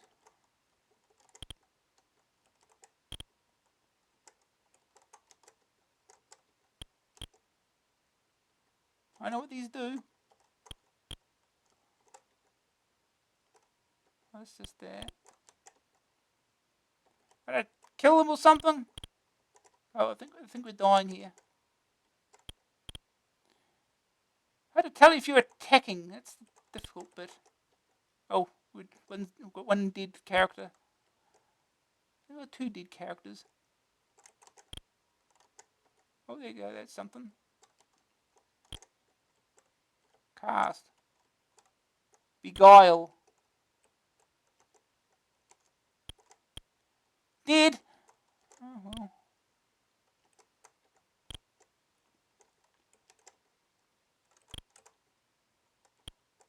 Thou art dead. Load saved game. So disk press key. Yeah. Yeah, it's hard to tell when you're attacking.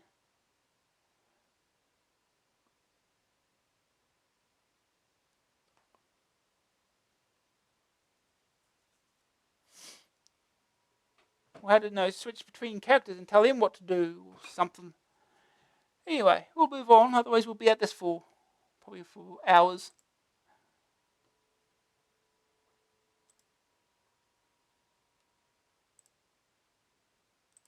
Right, next game. It's AMC by Dynamic. $9.99 cassette, $14.99 disc, joystick or keys. The Deathbringers are coming to town. Normally this means the rape, pillage and murder of countless innocent human colonists. Not this time though, because the settlers have called in the AMC, Astro Marine Corps. The Deathbringers are a scabby band of all that's evil in the galaxy, outcasts that have banded together in an attempt to cover civilization, to conquer civilization. The only feasible plan is for a single stormtrooper to seek out and destroy their home base. Obviously. You yomp across the Deathbringers world, destroying as ever everything in your path as you find the entrance to the enemy base. That's the mission, and it means 8 sections of horizontally scrolling destruction. And of course the AMC give their boys the biggest, baddest guns available, including a gun that can fire flame and 3-way shots when the going gets really tough. The Marines dropped on the planet at the beginning of the battle, while above his head hovers a drone ship to drop those power-ups. It's so much fun. Storming in from the right come hordes of insect men, but they don't last long even in single-shot mode. Winging down from the heavens, just a few bug bodies later, drops a pod, blasted to reveal the prize awarded by the drone ship for being such a death-crazed lunatic. Care is essential, mind, as the Deathbringers often do the dirty and replace the goodie with a nasty surprise, such as a bomb or a man-eating plant. The running about and blasting continues over hill and under dale as legions of insectoid life forms charge your way.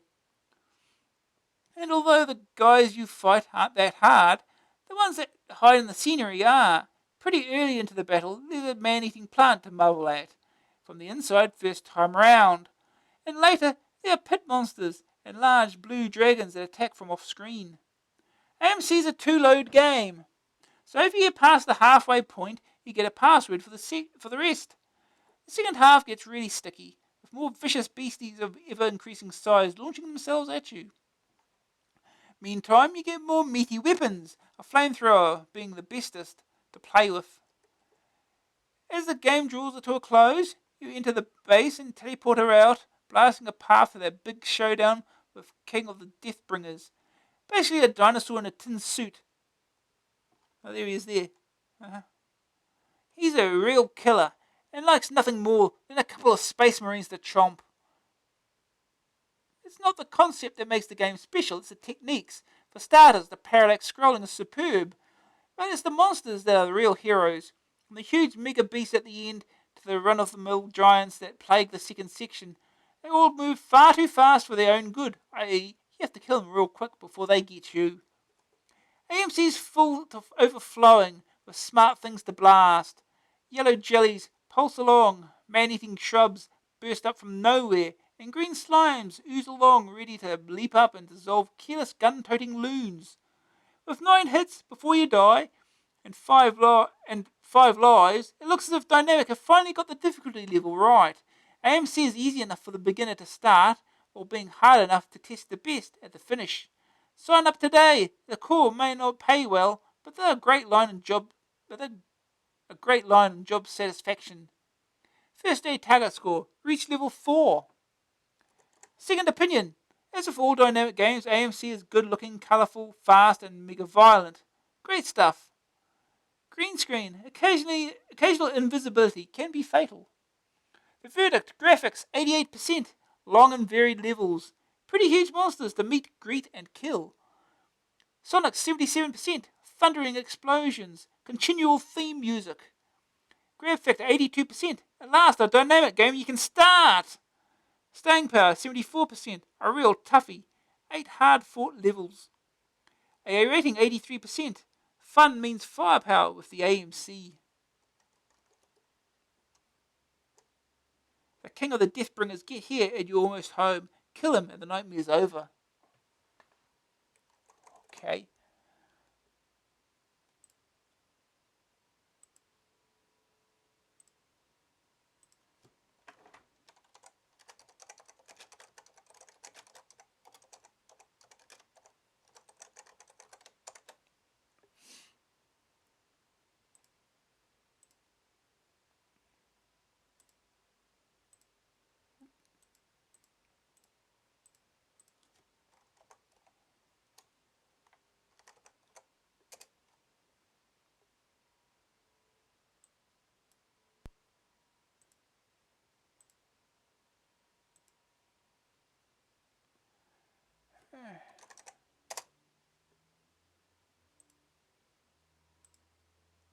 Wait, did that right? Come on. Alright.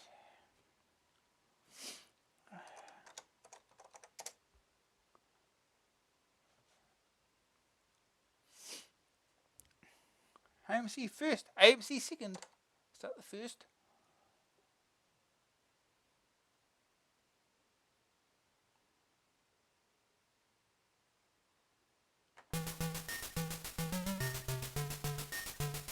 Marine Corps. Programming graphics Pablo Reiser. Music Jose A. Martin.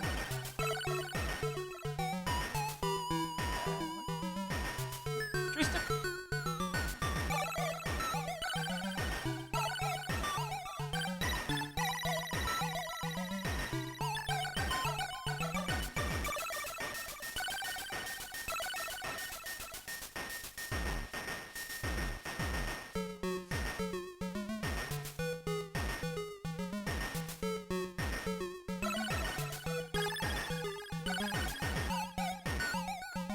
Start. Rio.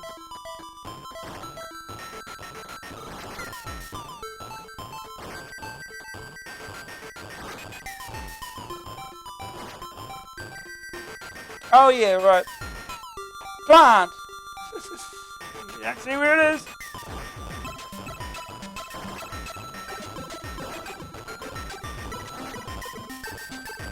First you can tell where the it was, and they had some sign. That would be nice.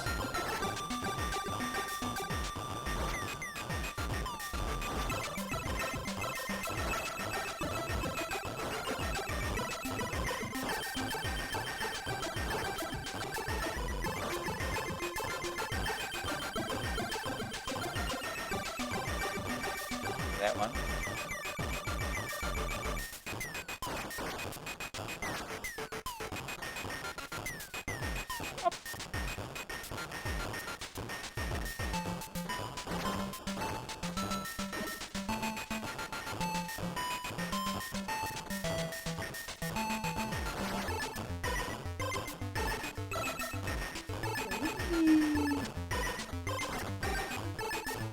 Alright, pass zone 1.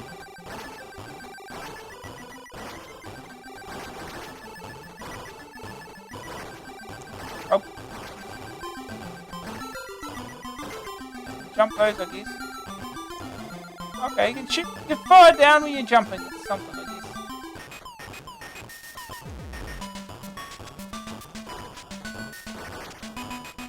All down here, here we go.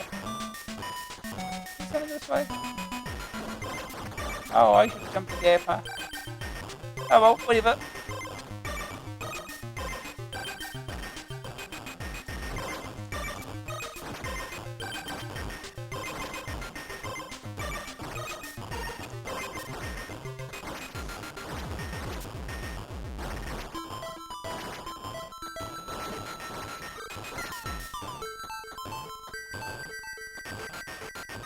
Oh, it's a pit. It's a Sarlacc pit. Oh! Okay, it does that, huh?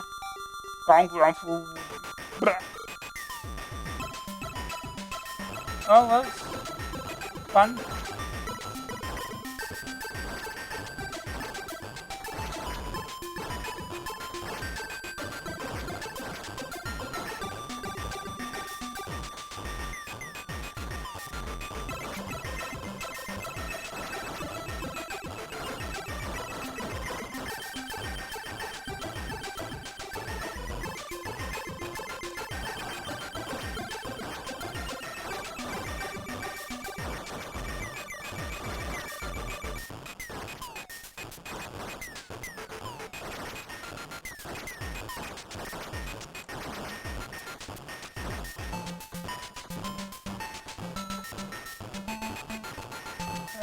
What do we do?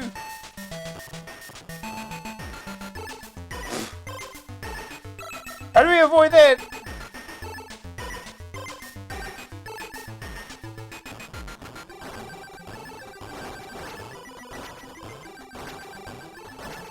Got grenades or something?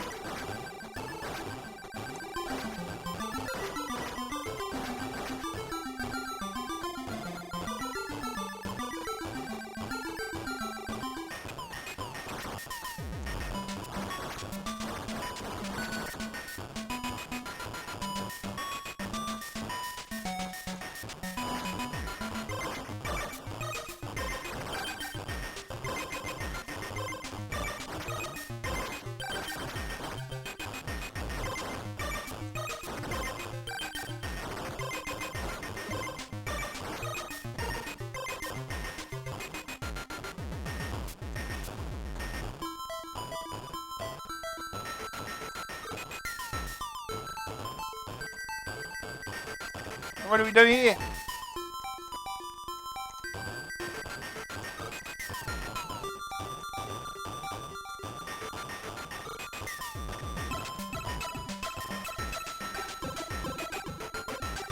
Nope, can't fall in either.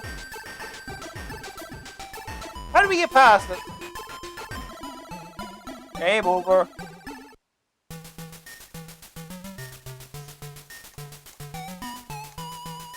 Must be a way past that. Grenades or something. I'm looking up the instructions.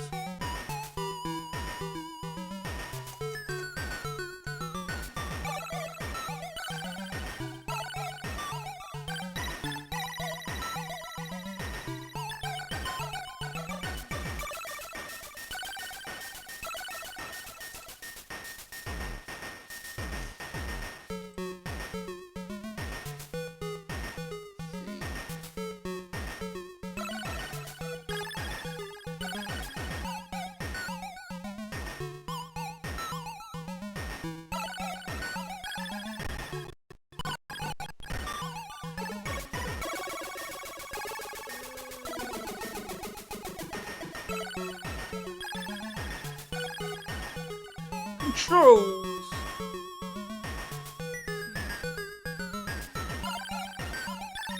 Bounce to the right, punching, let's throw it in the fire. Jump is up.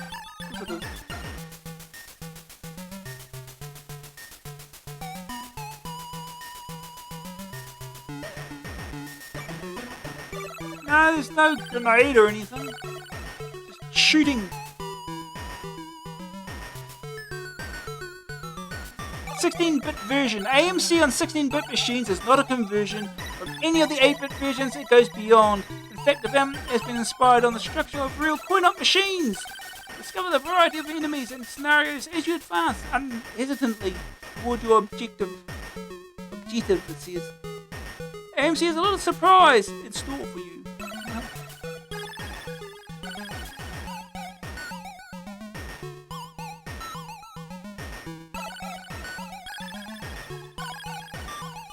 I had one dude did 5 of the versions as well. A couple of Eraser did the Spectrum, Amstrad, MSX, ST and Amiga versions according to this. And Fernando Jimenez doing the Commodore version, 64 version. I also did the graphics as well.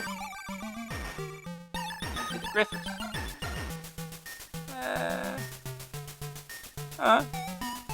Redefinable keys and joystick compatible with the possibility of finding keys for grenade. There's a grenade button. A separate button that does not tell you what it is by default.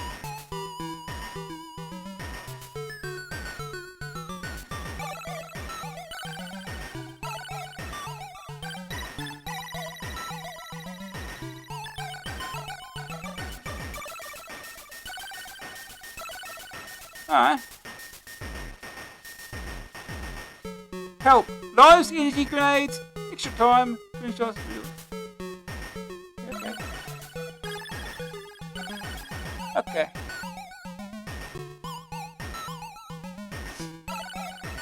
We have to redefine.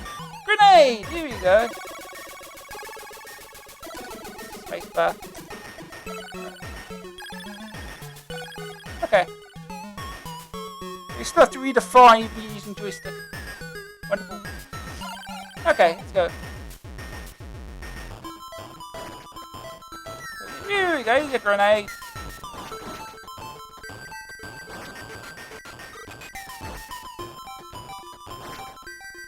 Oh, forgot about the damn thing.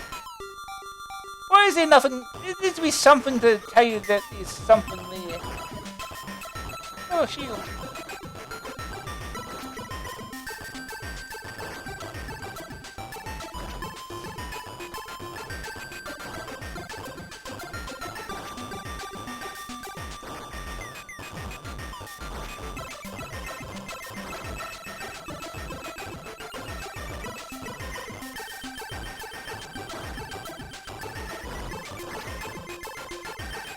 I can't pick that up.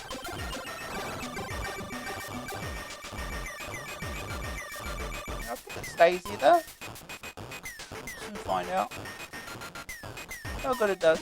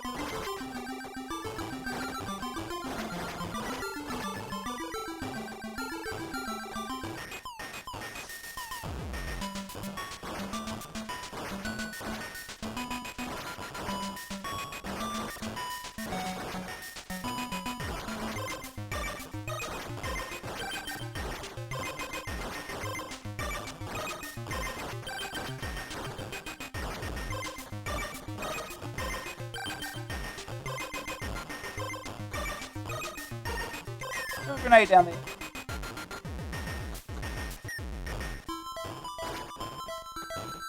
Get it?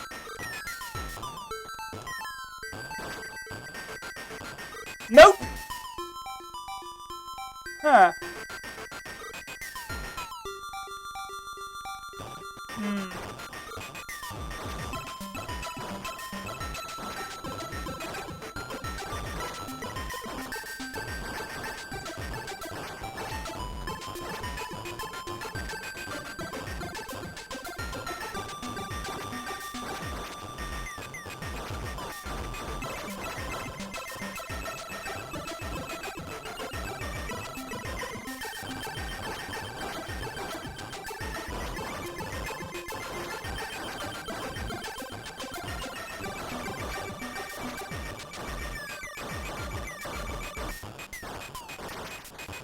I'm sure there's no limit on grenades. Oh, another hit.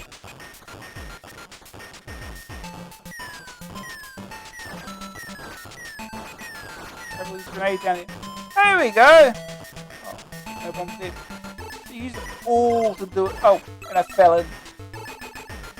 I still fell in. So you do have a limit on grenades.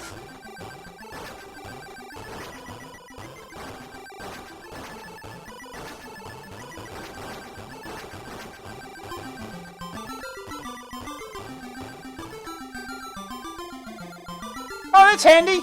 Why is that there?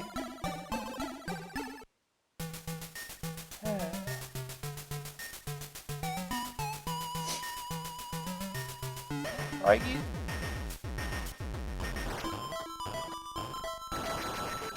Oh, there's an alien in that one. Good. I've got to keep forgetting it. They can quit at least. Try again. But remember, plant thing there.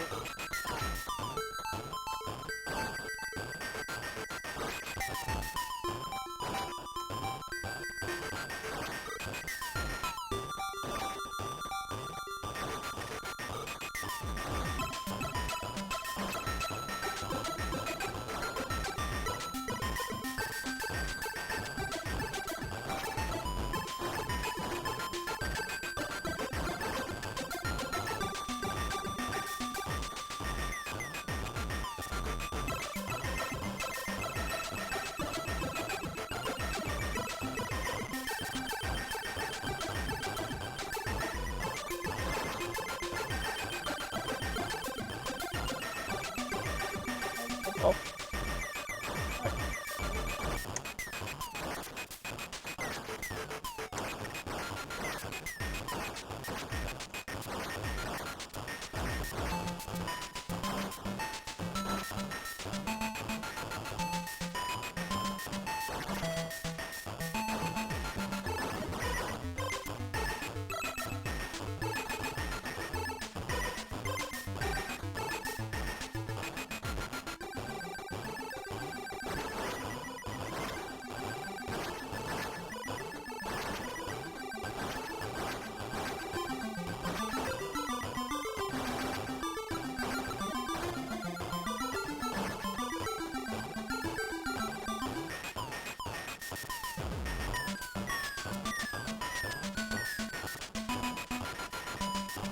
No bombs left. No bombs left. I didn't give you enough.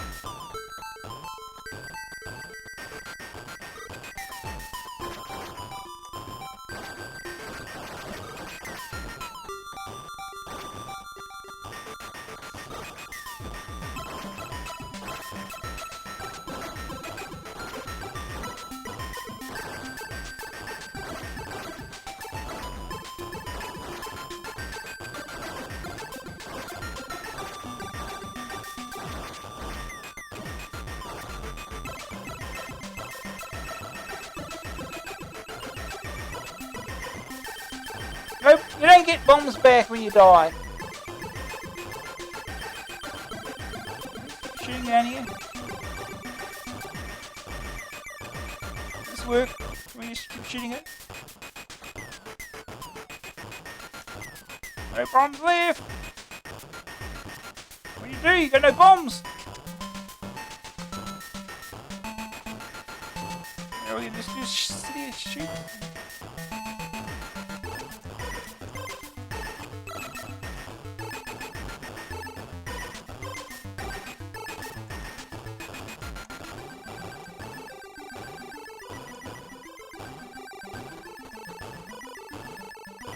What do you do? You got no bombs.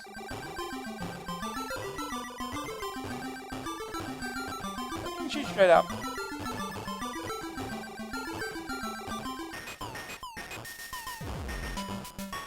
Yeah. Can't do a damn thing.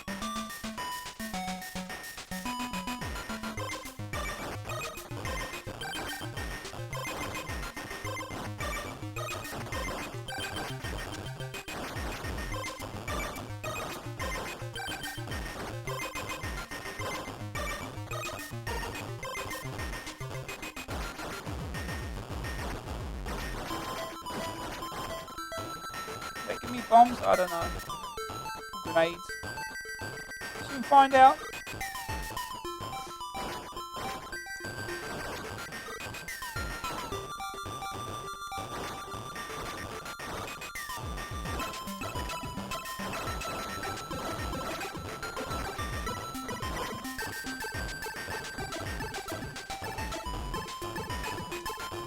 Nope!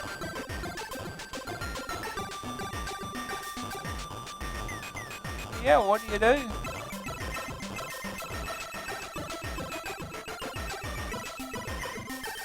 What do you do?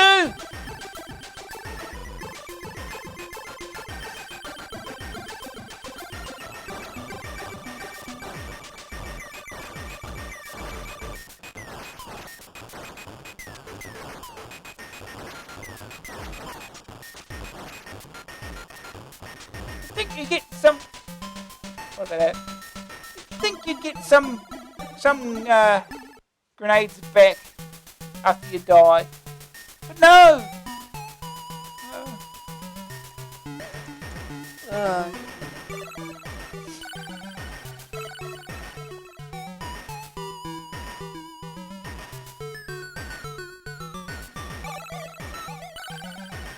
I think we'll move on. We'll try that again.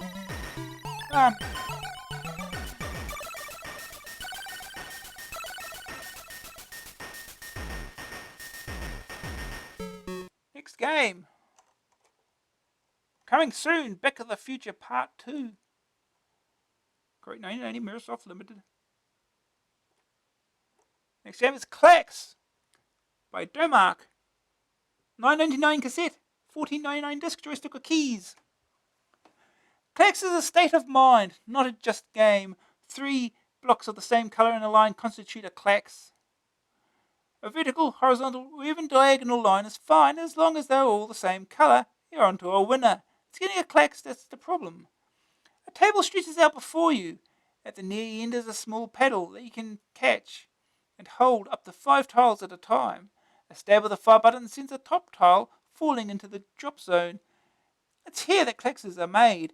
So what you drop where requires thought, planning, and good old natural talent. Down the table roll different coloured tiles, end over end, giving you oodles of time to decide where each one should, if things work out, fall for max Klax potential. No problem when they roll one by one, but on later levels they hurl down in packs. Then it's time to play on instinct and not intelligence.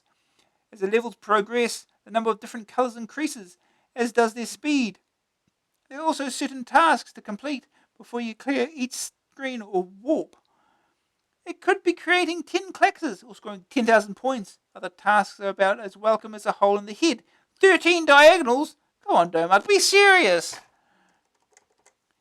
Each different style of Klax carries a different points value. 3 in a stack is simplicity itself and scores virtually no points.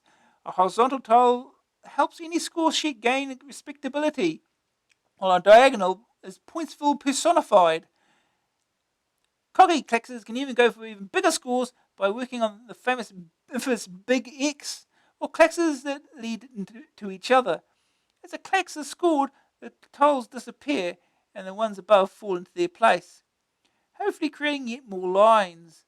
This dry mechanical stuff doesn't sum up the full frantic fun of Klax. As pure panic poured onto disc at the outset, you choose the starting level, but this has little bearing on the length of the game.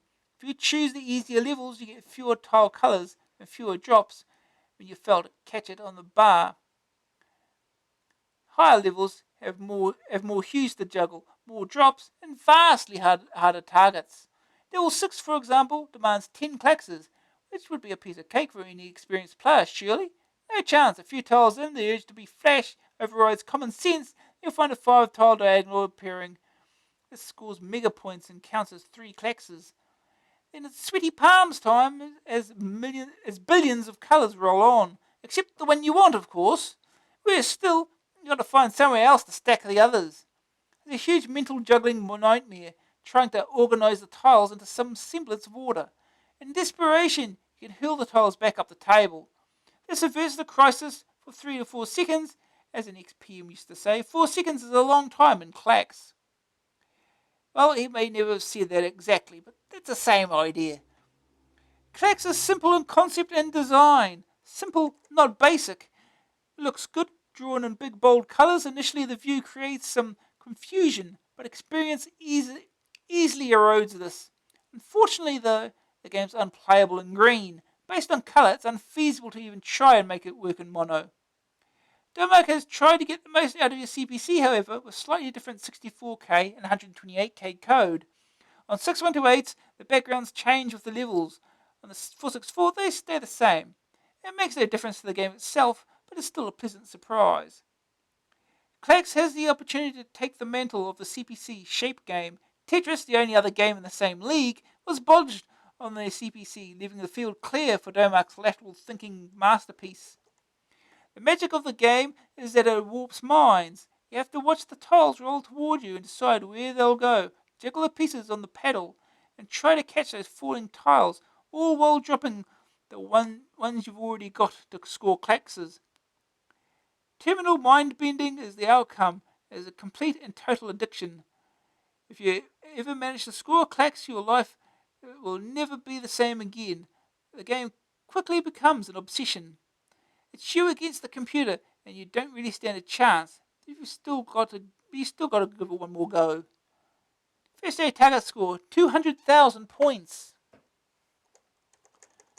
Second opinion. The gameplay and even the display look shallow and fussy at first.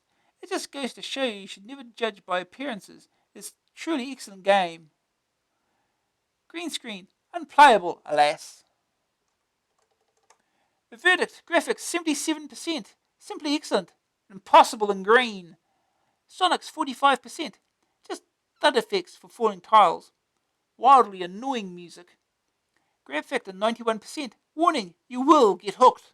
Simply irresistible. Staying power 90%. Playing for high scores is fun, and it lasts forever. AA rating 89%. Awesome, really rather awesome. Huh?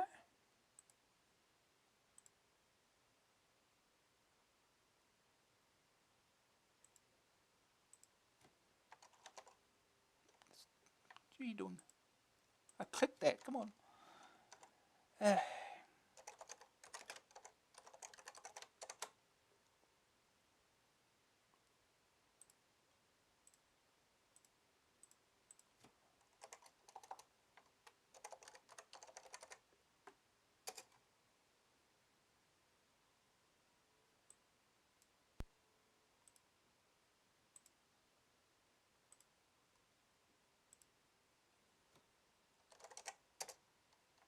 Off we go.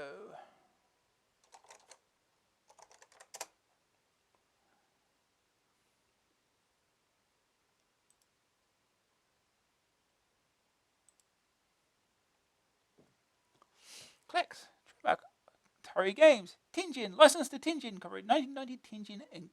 All rights reserved.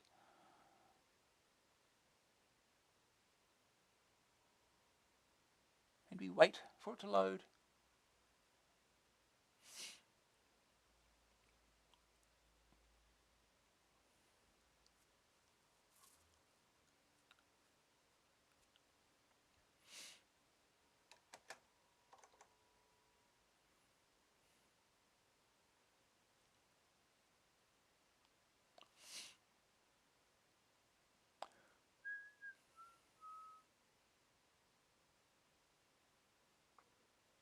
Tintin presents Klax, trademark.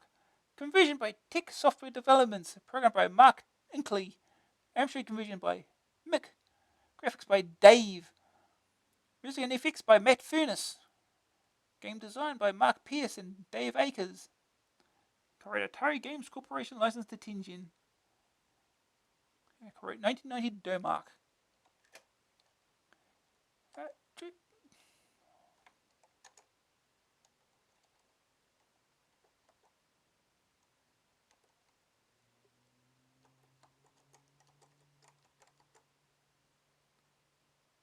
Let's try this again.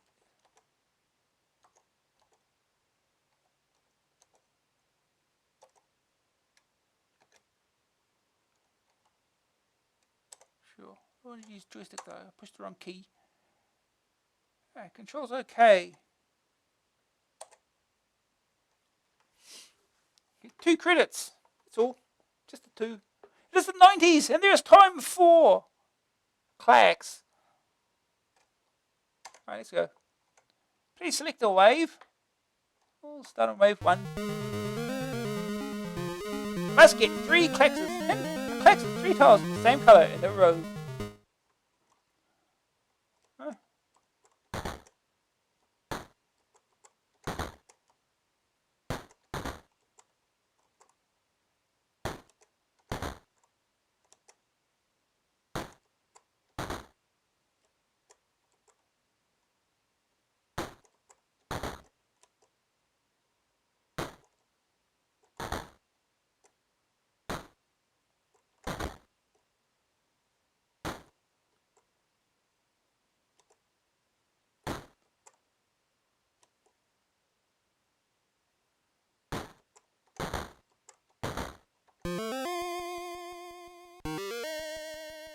Yay, 2 times 50. Woo.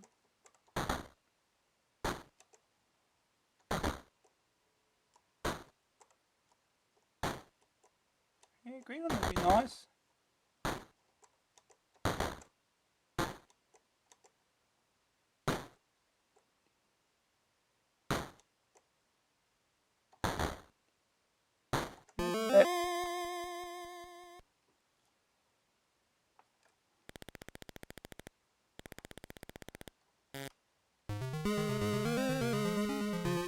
Must get 5 Klaxes. Bell can hold up to 5 tiles. Oh, it's a bit faster.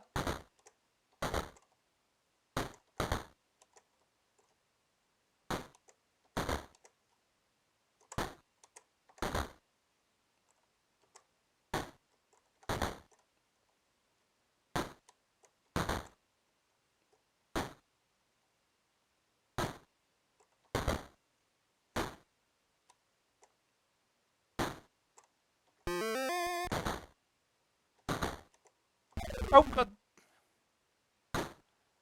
Wonderful.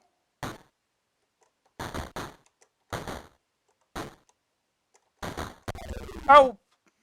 This is going well. Oh, that was terrible!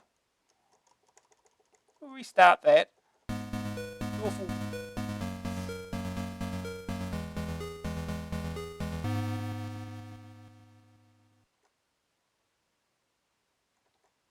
Try again.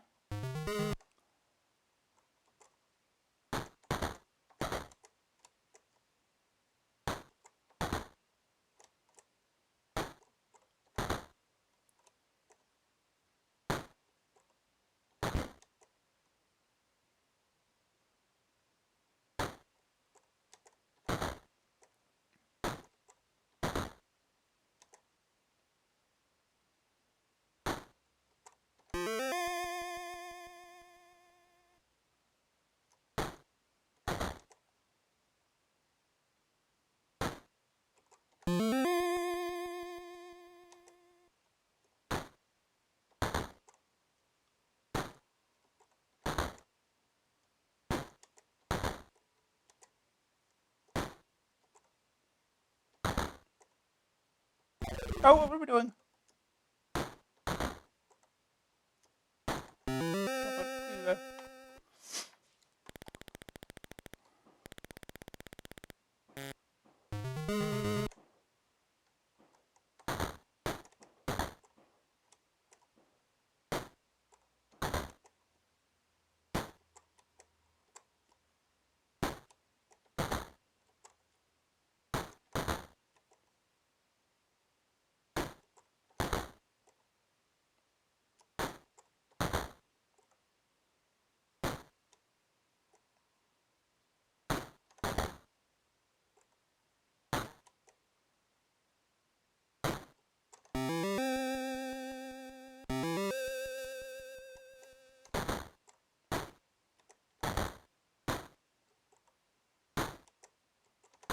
Ah!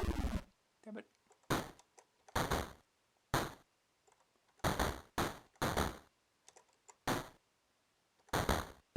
Ah! What am I doing? I'm so terrible at this. Trying to be fancy. I shouldn't.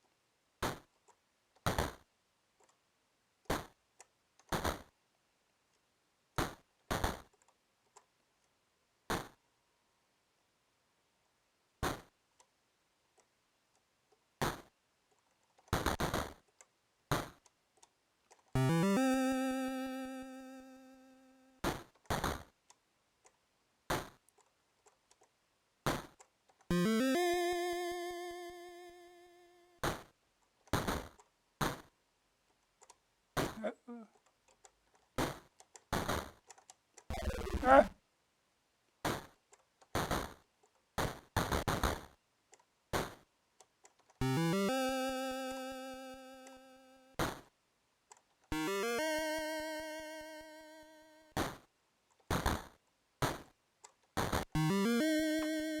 Get on with it.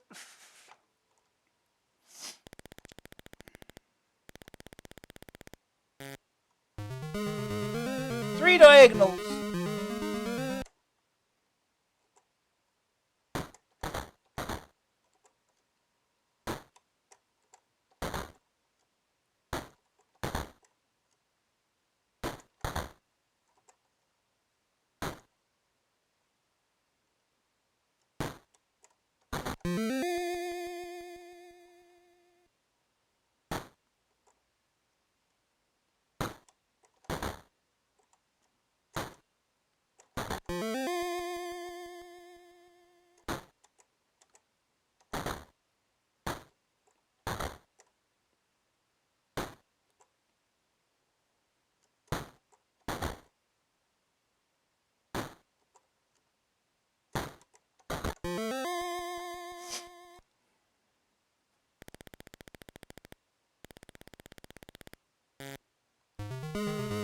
£10,000 points.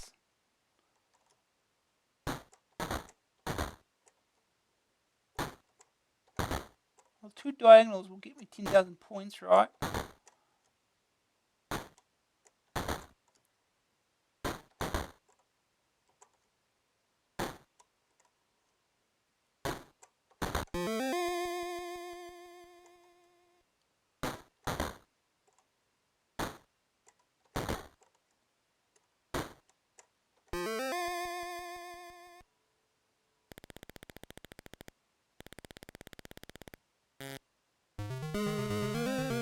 Forty tiles. Drop meters cleared at one screen.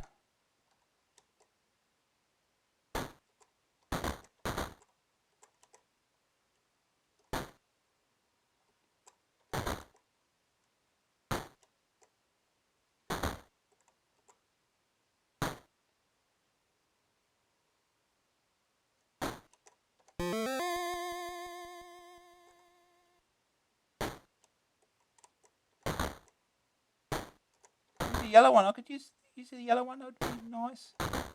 Here we are.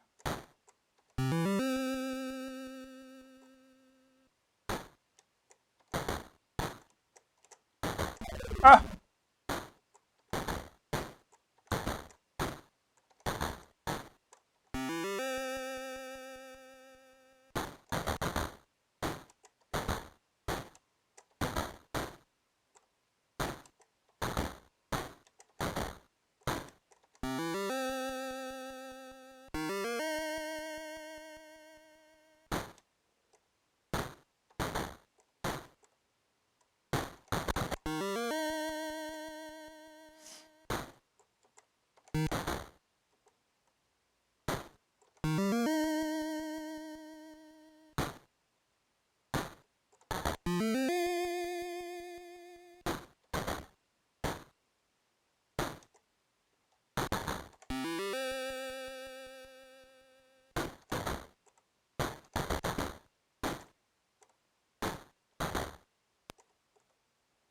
Okay.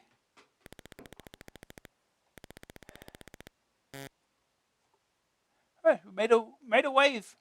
Made a warp stage. Right, 10 Klaxes. Make a big X of this wave for secret warp.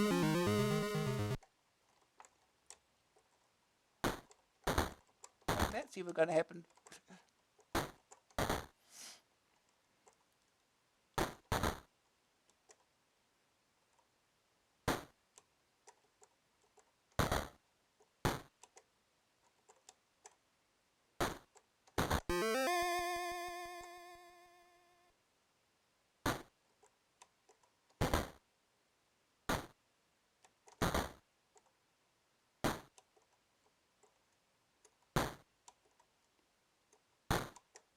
Oh, it's not where I wanted to put that.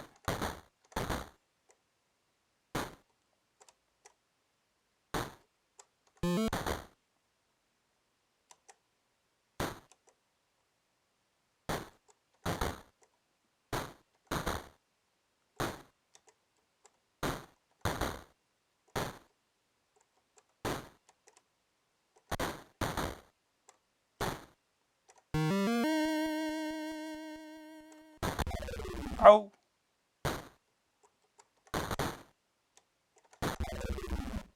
That's going well.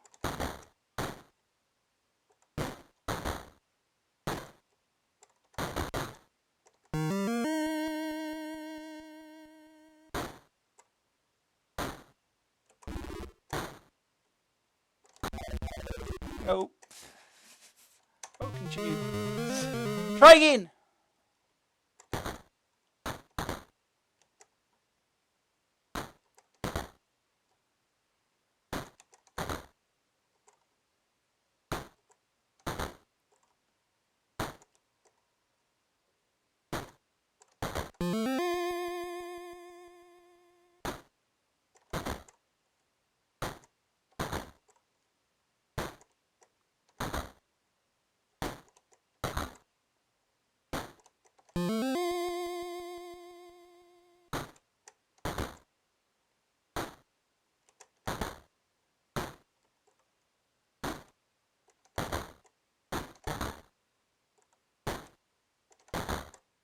Ah.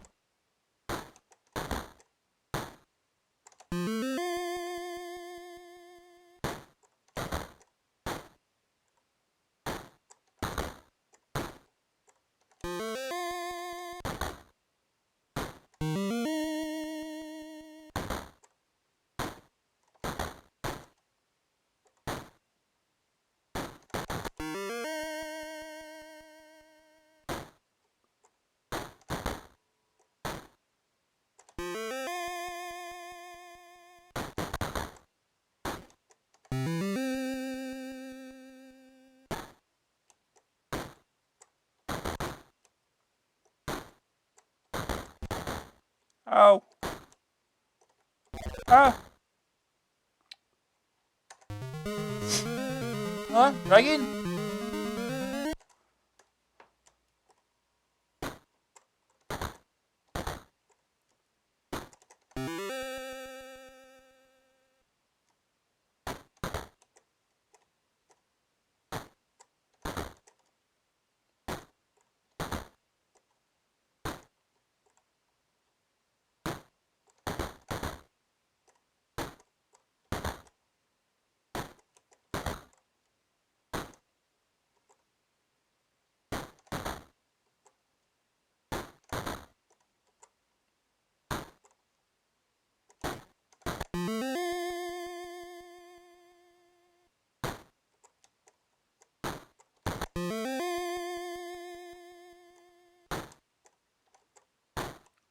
Then drop it.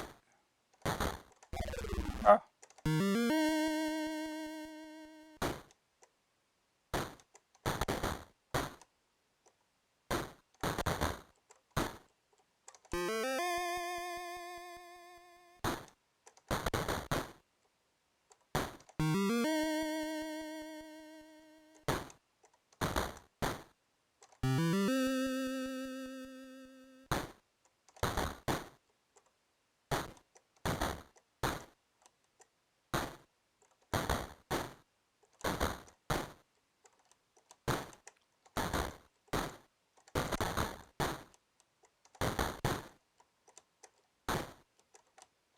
We're running out here.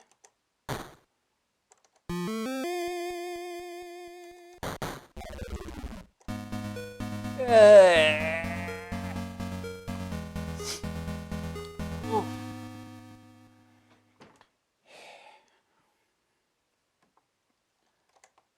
See how worse this gets. Wave 11. 15 Klaxes.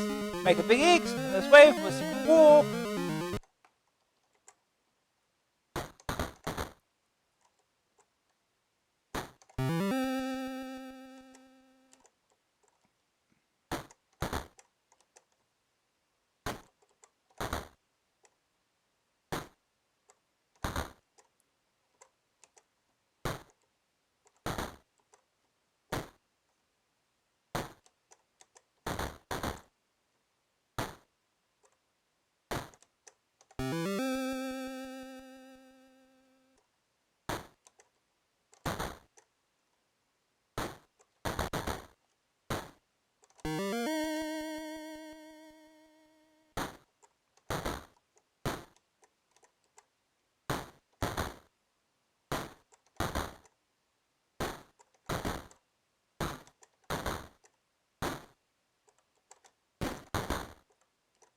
Alright, don't do it.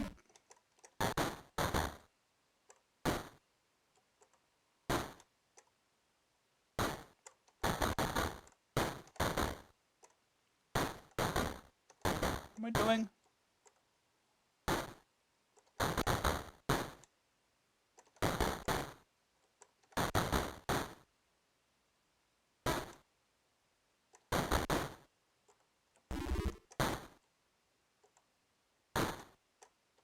Can't drop it there. Oh, what am I doing?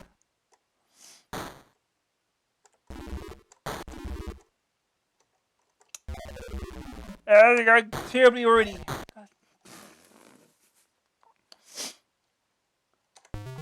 Start still for it and then just forget how to play.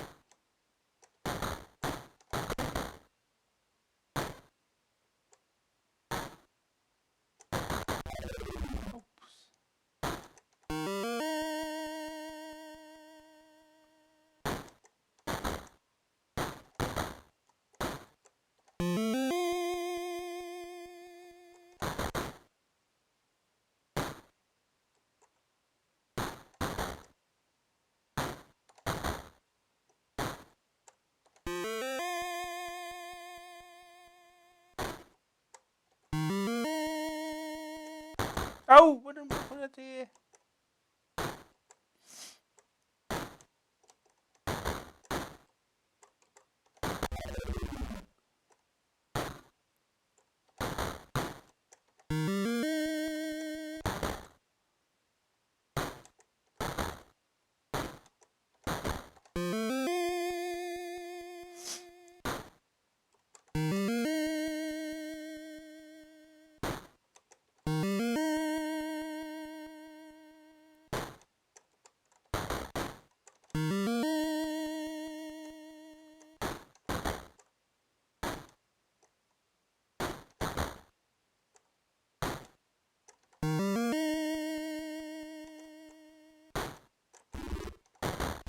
Ah.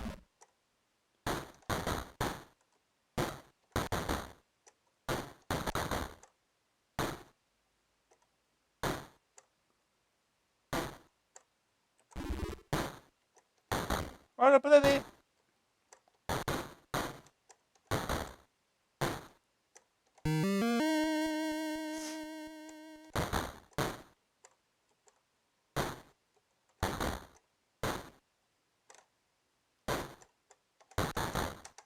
I can't.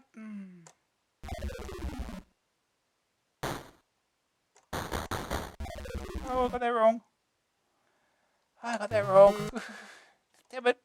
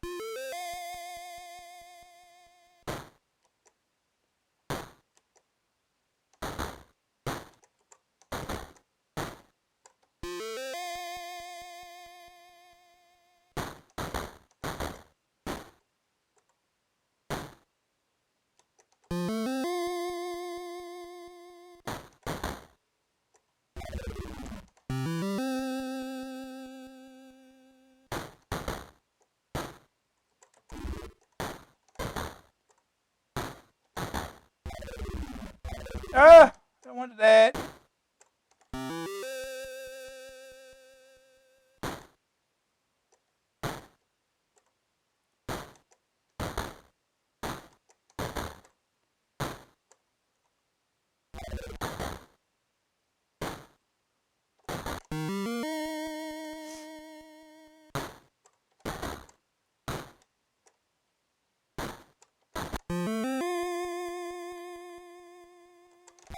Oh, well.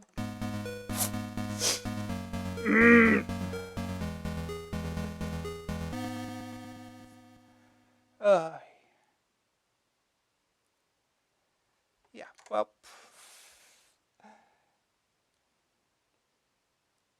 It's the 90s and there's time for Klax. Anyway, we'll move on. We've got time for one more at least.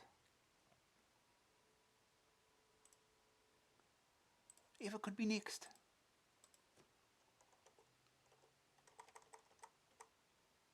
Sprites Alive, the Ultimate Games Designing System. Next game is Vendetta by System 3, $9.99 cassette, $14.99 disc, joystick keys. Vendetta, a private feud between two families. They started it. You'll finish it. The terrorists with whom you first crossed swords in Saigon have just made the biggest mistake of their miserable lives. Now they're going to die, horribly and painfully. Your family were once the dream team of the Defense Department. You were their superstar squad leader, who always got results in that nightmare that was Nam. Your brother was the leader of scientific weapons research. Then, after a clash with some stuffed shirt top brass, you were busted down to the rank of civilian. Only your bro and his daughter kept the faith, and with their help you pulled through. But the very same forces you fought in the jungle have returned to haunt you in the city. They've kidnapped your brother and niece in a bid to steal military secrets. The police think you did it, but the army think you did it. Only you know that they did it. Now it's a question of proof. Vendetta takes you on the vengeance trail, trying to piece together the clues and rescue your loved ones. The world of Vendetta is a 3D land where you walk around objects, pick them up and use them. The heroic ex-Green Beret can search and punch anything he finds. But there's no hanging about, there's a real strict time limit. The first building he arrives at is the warehouse. This must be ransacked to provide the necessary answers. There are computers that need disks, crates that need crowbars, and many other items, useless when nabbed but essential later on. As well as the whereabouts of your kith and kin, you also desperately need to find the car keys. Finding the motor, yet another Ferrari F40, is no problem, but opening and starting it prove a much tougher proposition. Success is vital, as the only way to progress from level to level is via a driving subgame. This excellent twist, it isn't dying that it's on your mind, but time. If you dawdle here, it cuts into the time for the next level. The trial continues as the vendetta is fulfilled. Location leads to location, and the cases fit together, building into incontrovertible evidence proving your innocence. Each section is punctuated by another driving section for variety. Of course, the terrorists aren't kindly disposed to your snooping about and planning rescues, so they try to stop you with a subtle blend of outright aggression and extreme violence. All you've got to fight with at the beginning is your bare hands and a Boy Scout knife. Not an impressive arsenal for a highly trained psycho killer. So the first essential is a gun. There are plenty lying about the place, but you'll need an authorization pass and some bullets before it's time for some rootin' tootin' shootin'. With too much to do and not enough time to even think about how to do it, Vendetta walks a tightrope of tension and frustration. If you make it through a section with seconds to spare, then you breathe a sigh of relief, die at the hands of a thug, and curses fill the air. The graphics are simply plainly and basically specky monotones. This can cause problems when it comes to finding things, but the eye soon becomes adjusted. It's also disconcerting when you find that certain paths are blocked by invisible walls. Just try it walking around the car. These problems don't actually hamper you, as the essence of Vendetta is learning where items are, and the correct, i.e. quickest way to bag them all, so the wandering is rendered redundant after a few sorties on each level. It has the mind-melting level of frustration that make these games such a challenge, as the best example yet of the Last Ninja 2 genre of 3D hide-and-seek, a specialized taste.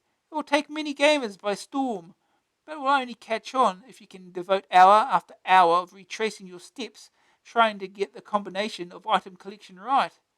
If you let it get under your skin, the Vendetta could well end up being between you and your CPC. First day target score, finish level 1. Second opinion, a bit of a plod if you're not into isometric 3D puzzlers, but a polished example of the genre. Green screen, it's all monochrome, so no bother. Special Forces, a potted history. Operative since 1941, the Who Dares Wins Brigade contains the most feared soldiers. It was founded by David Sterling during the Desert Campaign of World War II. The leadership was taken by R.B. Paddy Mayne in 1943. Being ultra brave, Paddy had a habit of playing billiards before, and sometimes during, a battle. Combat survival is a vital part of SAS training, and on one exercise they are left for 4 days in the jungle. All they have for food is one bar of chocolate and a packet of biscuits. They're not even hobnobs. All the information for this piece was thoroughly researched and investigated by the help of Ollie's Big Boys book of the SAS. The verdict, graphics 61%, very detailed, very monochrome. Sonic 66%, reasonable music and effects. Grab factor 63%, highly irritating for the first timer. Staying power 92%. There's one real solution. Can you find it? AA rating 73%, monochrome pics with very colourful gameplay. Huh?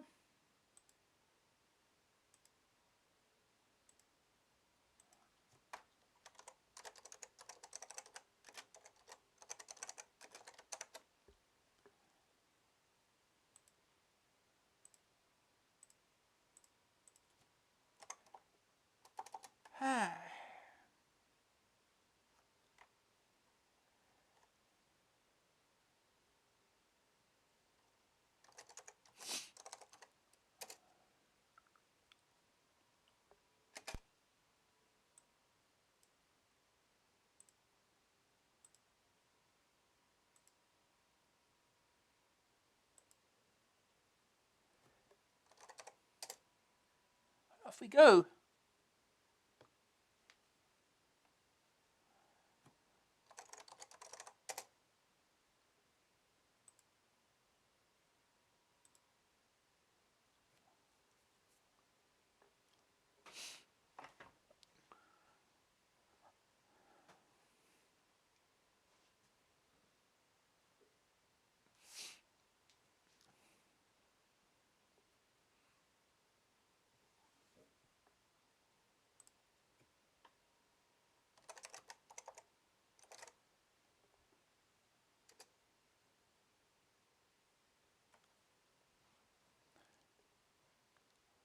Yeah, the cat command is just disk catalog.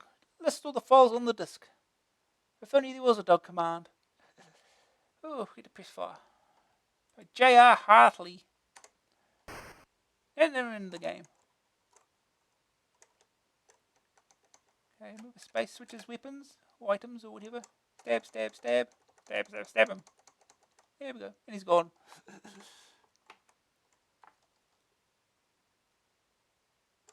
Can we enter doors?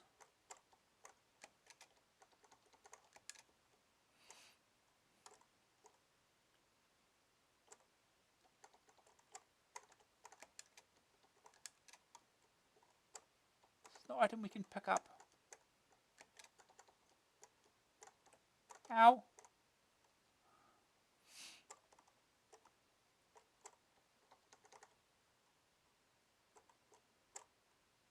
Where do we go? Come here, come here. Stab, stab, stab, stab. He's not dead. Stab, stab, stab. There we go.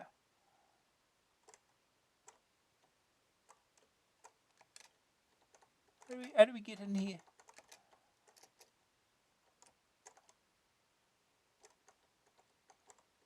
Stab, stab, stab, stab. Here we go. How do we enter? Have all commands to learn here.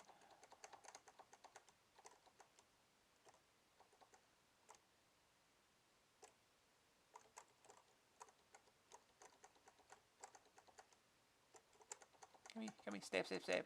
There, dead.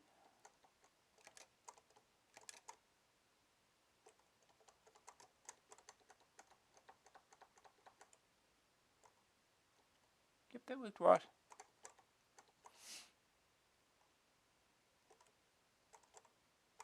Can't go this way, apparently. Can we go in here? Oh, there we go. That door we can enter.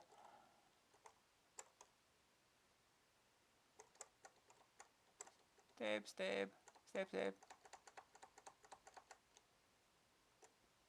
How can you find anything? Anything in these? We need a crowbar to open these, don't we, or something?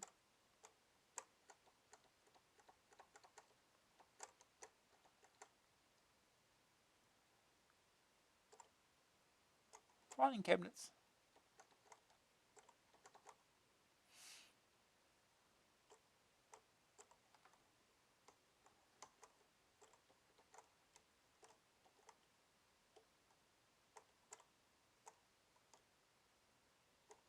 Stab, stab, stab. Oh, we can go through here.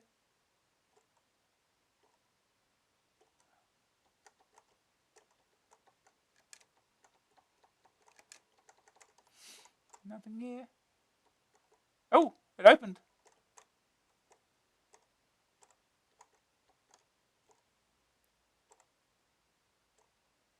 Look here. We left.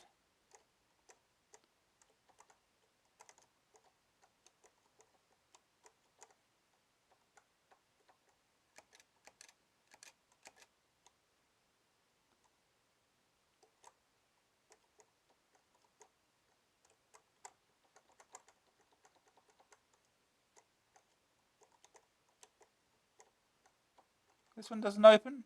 Oh no, there you go.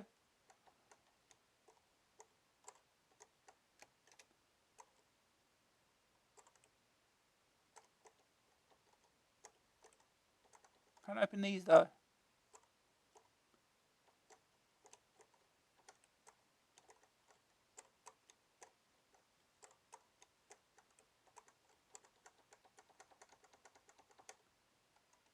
Still trying to find the items of interest. Look at this accurate map of the world right here.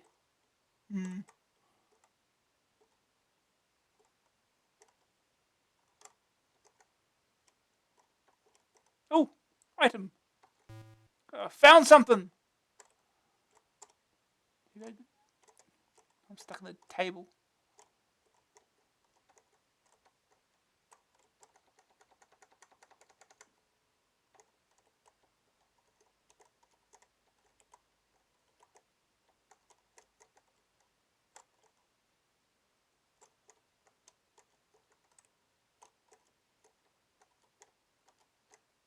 Open. Thank you.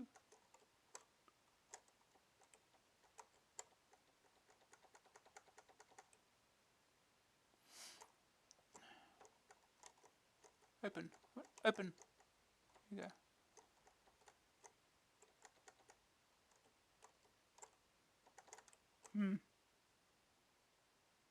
Okay, we found one item. Notice we found a gun.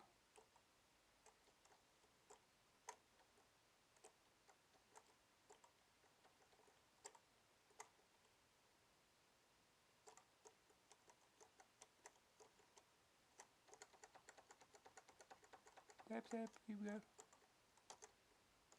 Open. Thank you. Oh! Got another tape or something.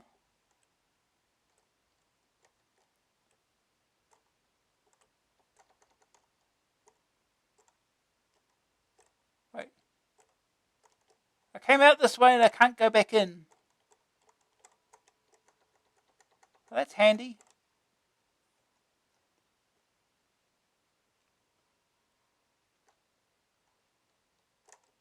Back in then. Anything in this bed? Oh! Necklace! We found a necklace! Stab, stab, stab.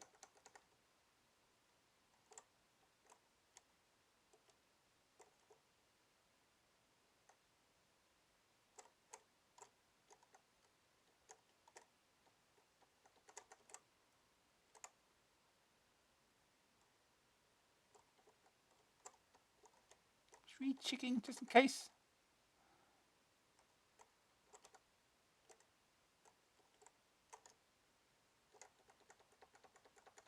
Stab, stab, stab.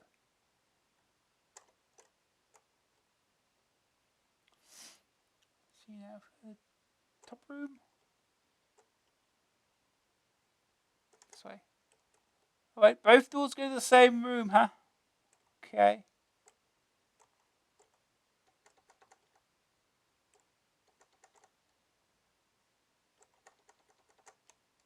Nothing in there.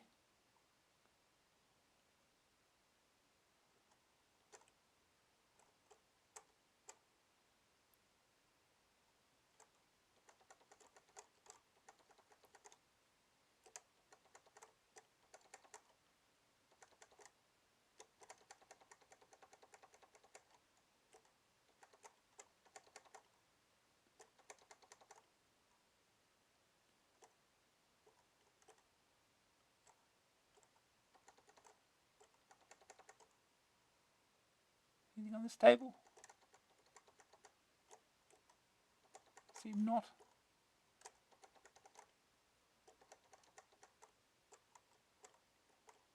Trying to get this filing cabinet. If there's anything in there, probably isn't. No. Okay.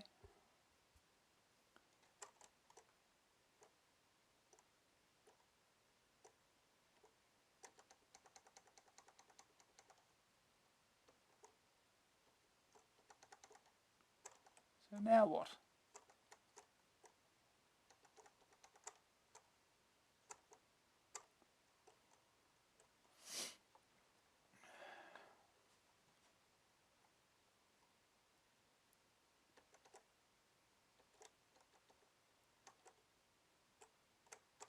Stab, stab, stab.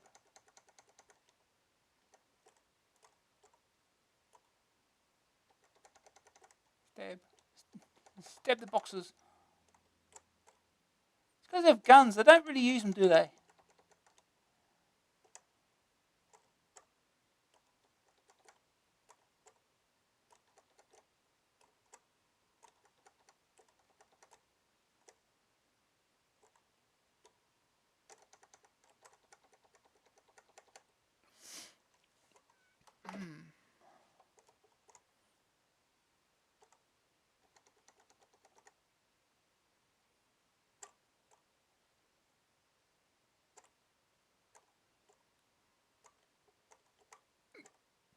Can't go in here. Open door, but we just can't go through.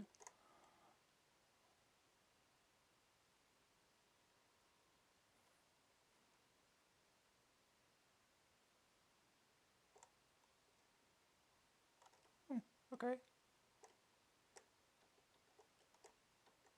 Oh, floppy disk.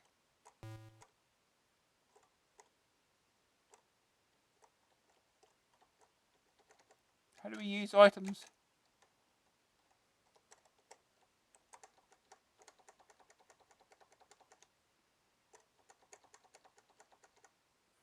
You know what? I should probably look up if there's any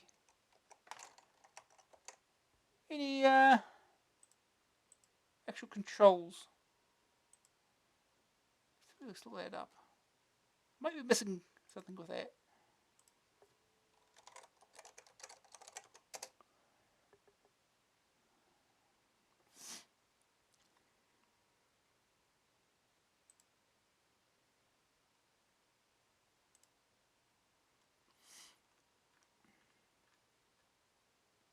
Let's see.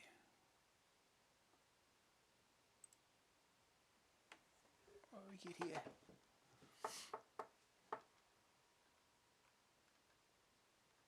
Loading instructions. Oh no, it's a multi-load game. Oh. Keyboard controls for Spectrum and Amstrad owners. In his fire weapon. No, it's fire, I guess.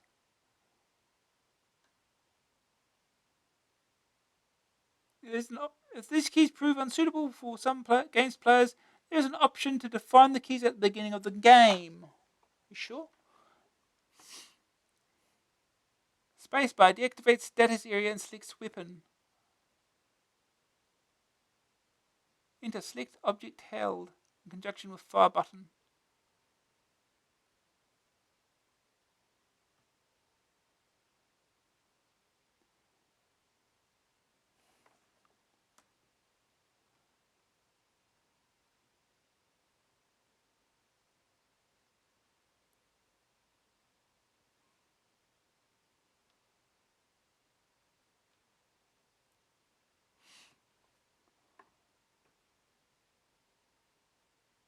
Kick? Where does he kick?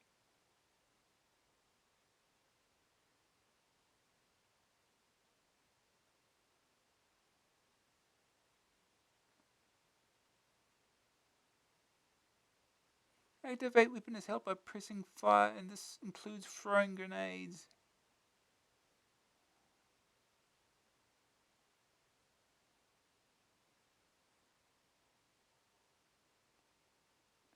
Doesn't really tell me much.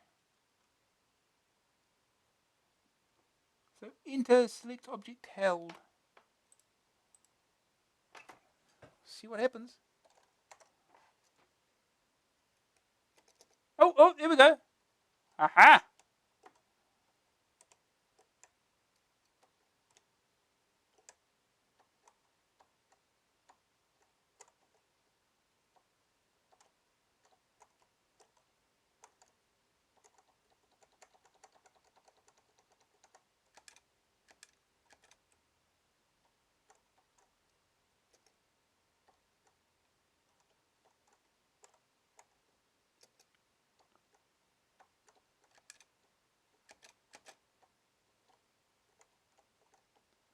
Okay, it didn't work. So how do we use item?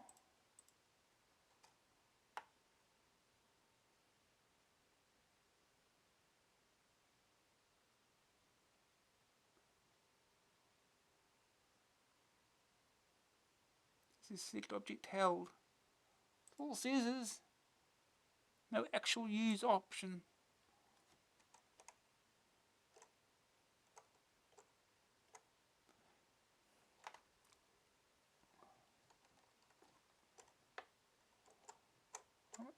Remove it. Let's try here then. Oh, input code. What code? Okay.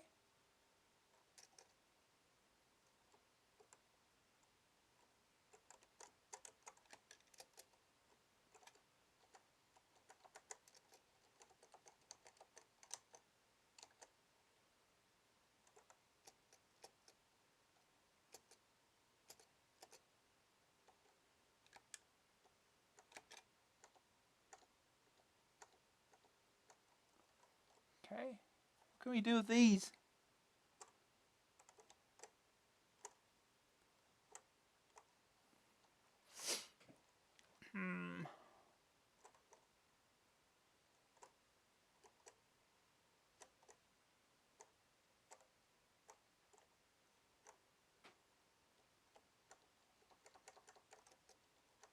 Oh, here we go.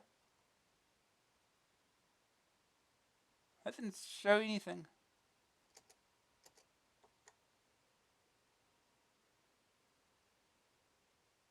Oh, face.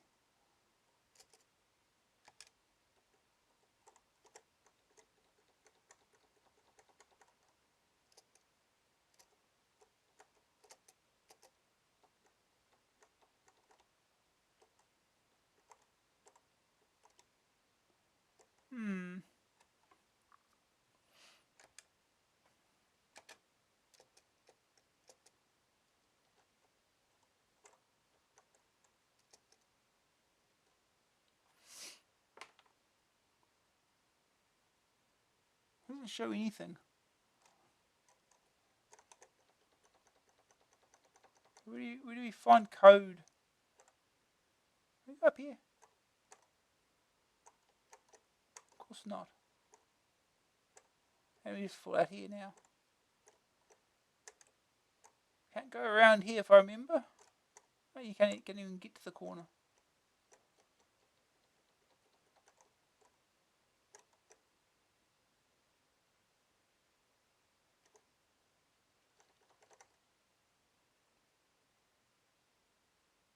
There's our car.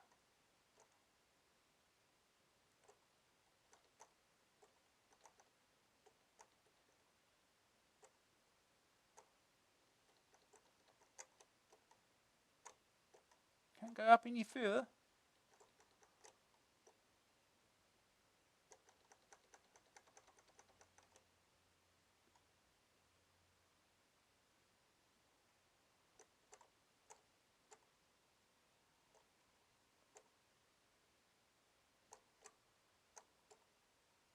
How much further up can we get? Is that it? No. Just trying to get stuck.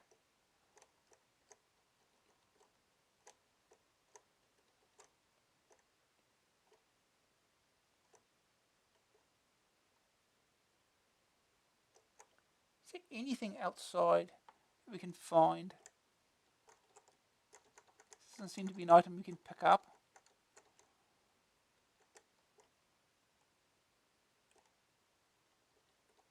Can't go in these doors for reasons.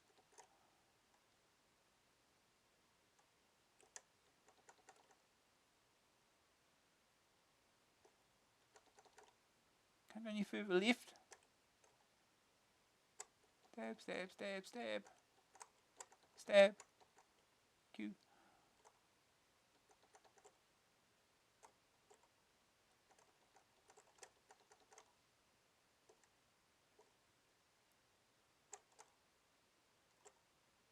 Can't go in door? Of course not. It wasn't going to be easy. Nope. Can't go in this door either.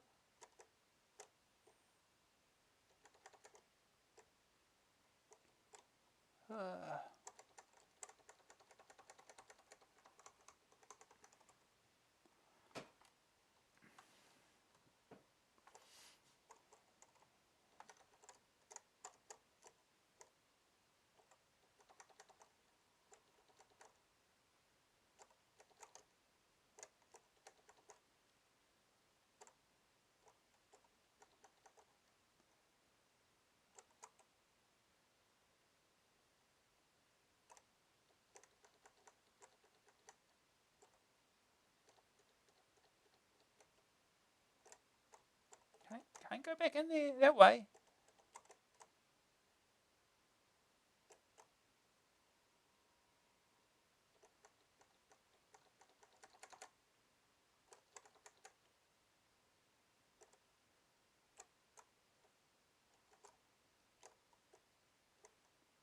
Something else on the bed? No.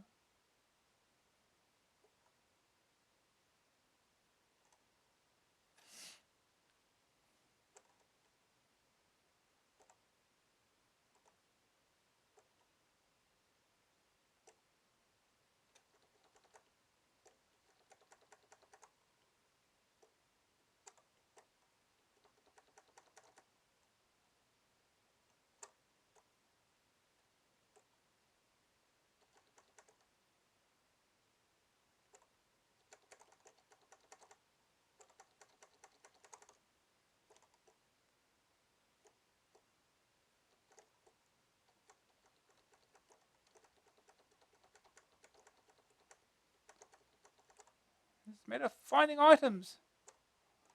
And find something we haven't searched yet. Pretty sure we've searched all these.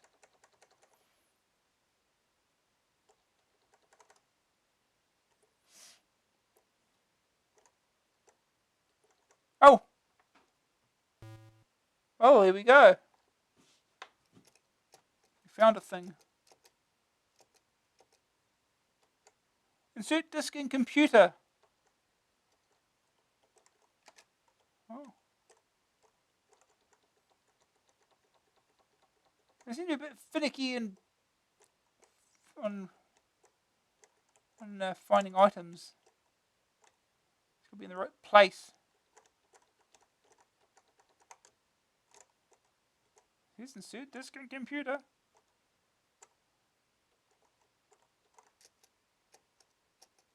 Oh, here's a disk. Here's input code. What's the code though?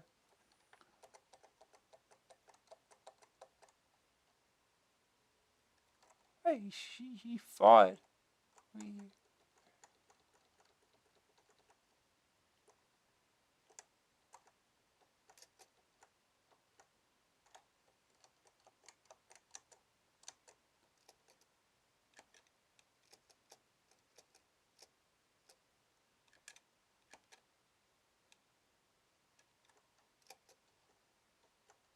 Oh, weapon card code 0705.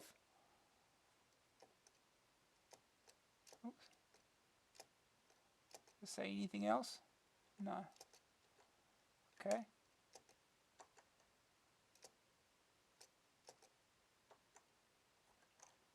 07. Oh.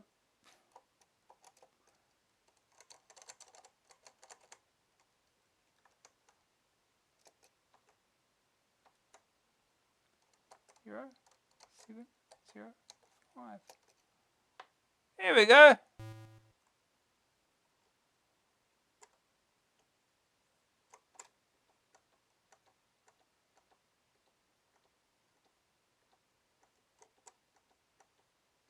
Stab, stab, stab, stab, stab, stab. I'm on punch. No wonder it's not working.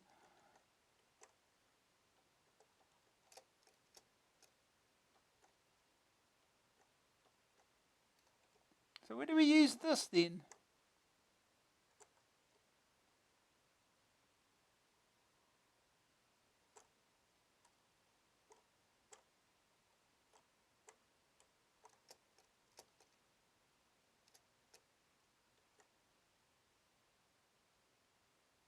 It just shows nothing again.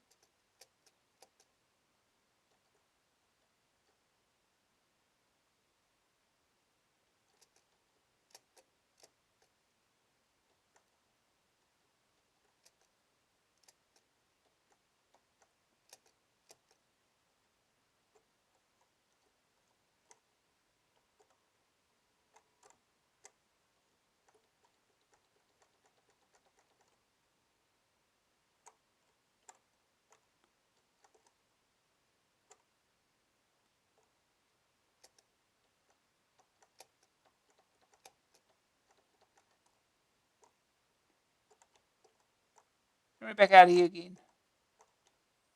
Wonderful. What else do we need to find?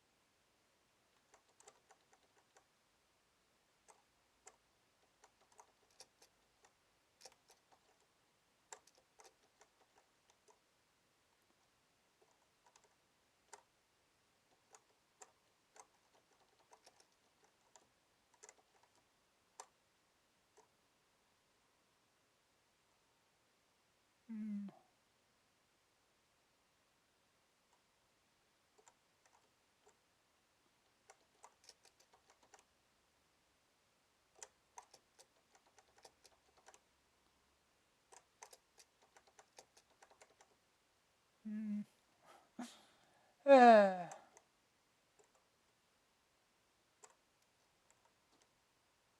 what's this up here?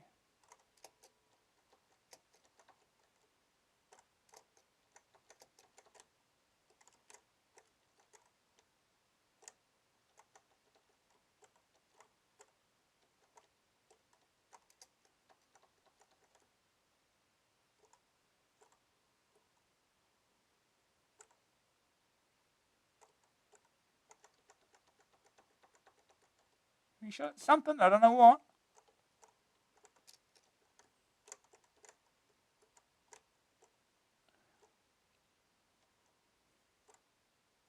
Maybe these doors will be open now or something.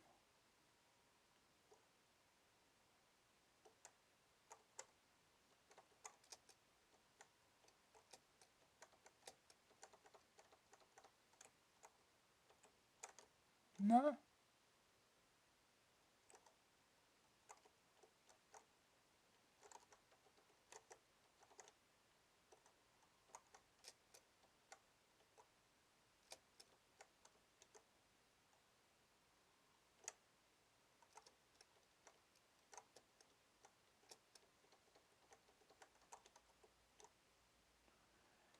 Eh.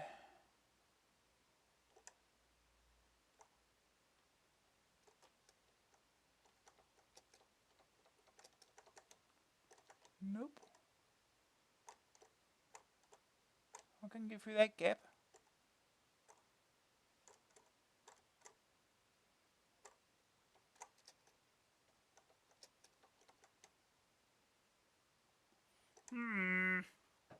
The other items that we haven't found yet. I just haven't clicked in the right place.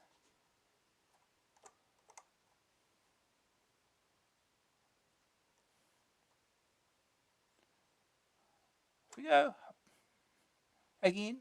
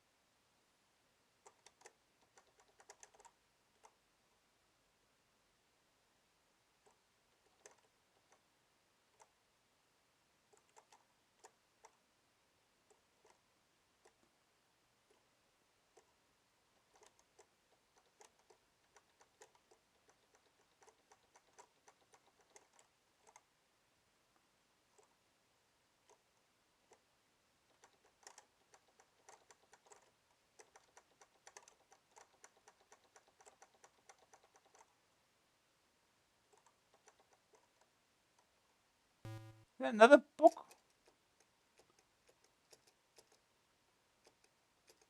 This is the same one. It seemed to be just the same one.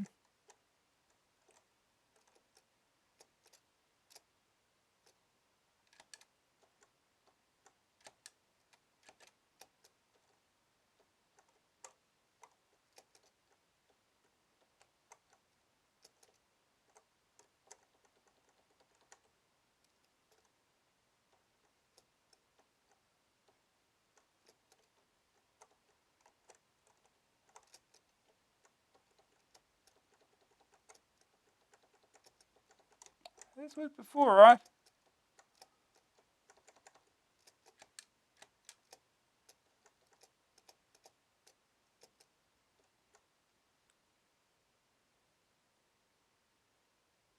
No, there's nothing. Well, I don't know where to go after this.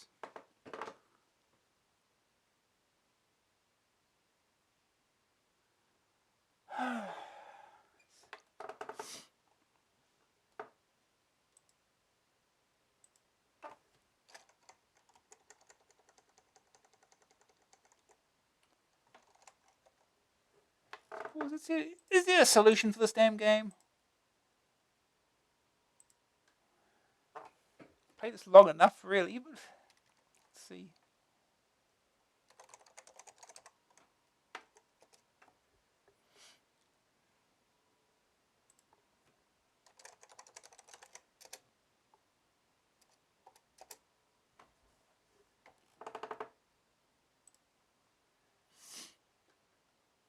A map. Ending.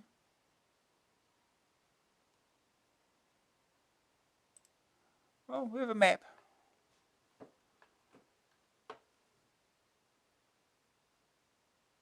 Oh, okay, this has got a... Yeah.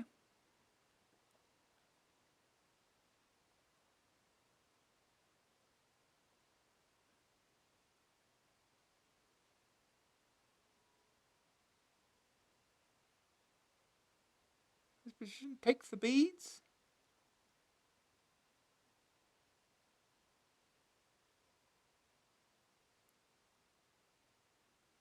Instead the diskette... Oh.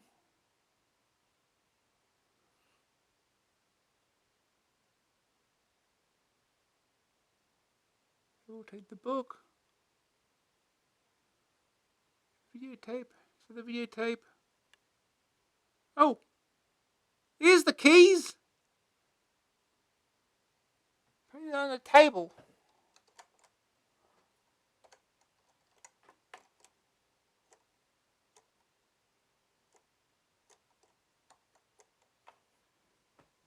Obviously! That table's one of the keys on it. So then... we can leave, right? Everything else. Oh, from this position, take the cutters. Want that too. Okay.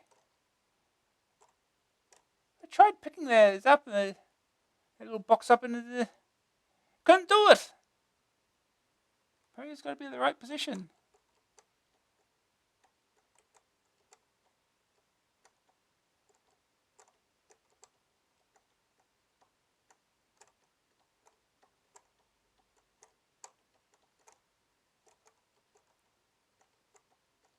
What is that? Yeah, through those little boxes.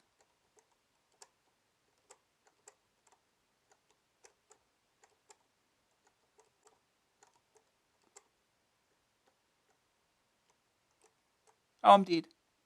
Never mind.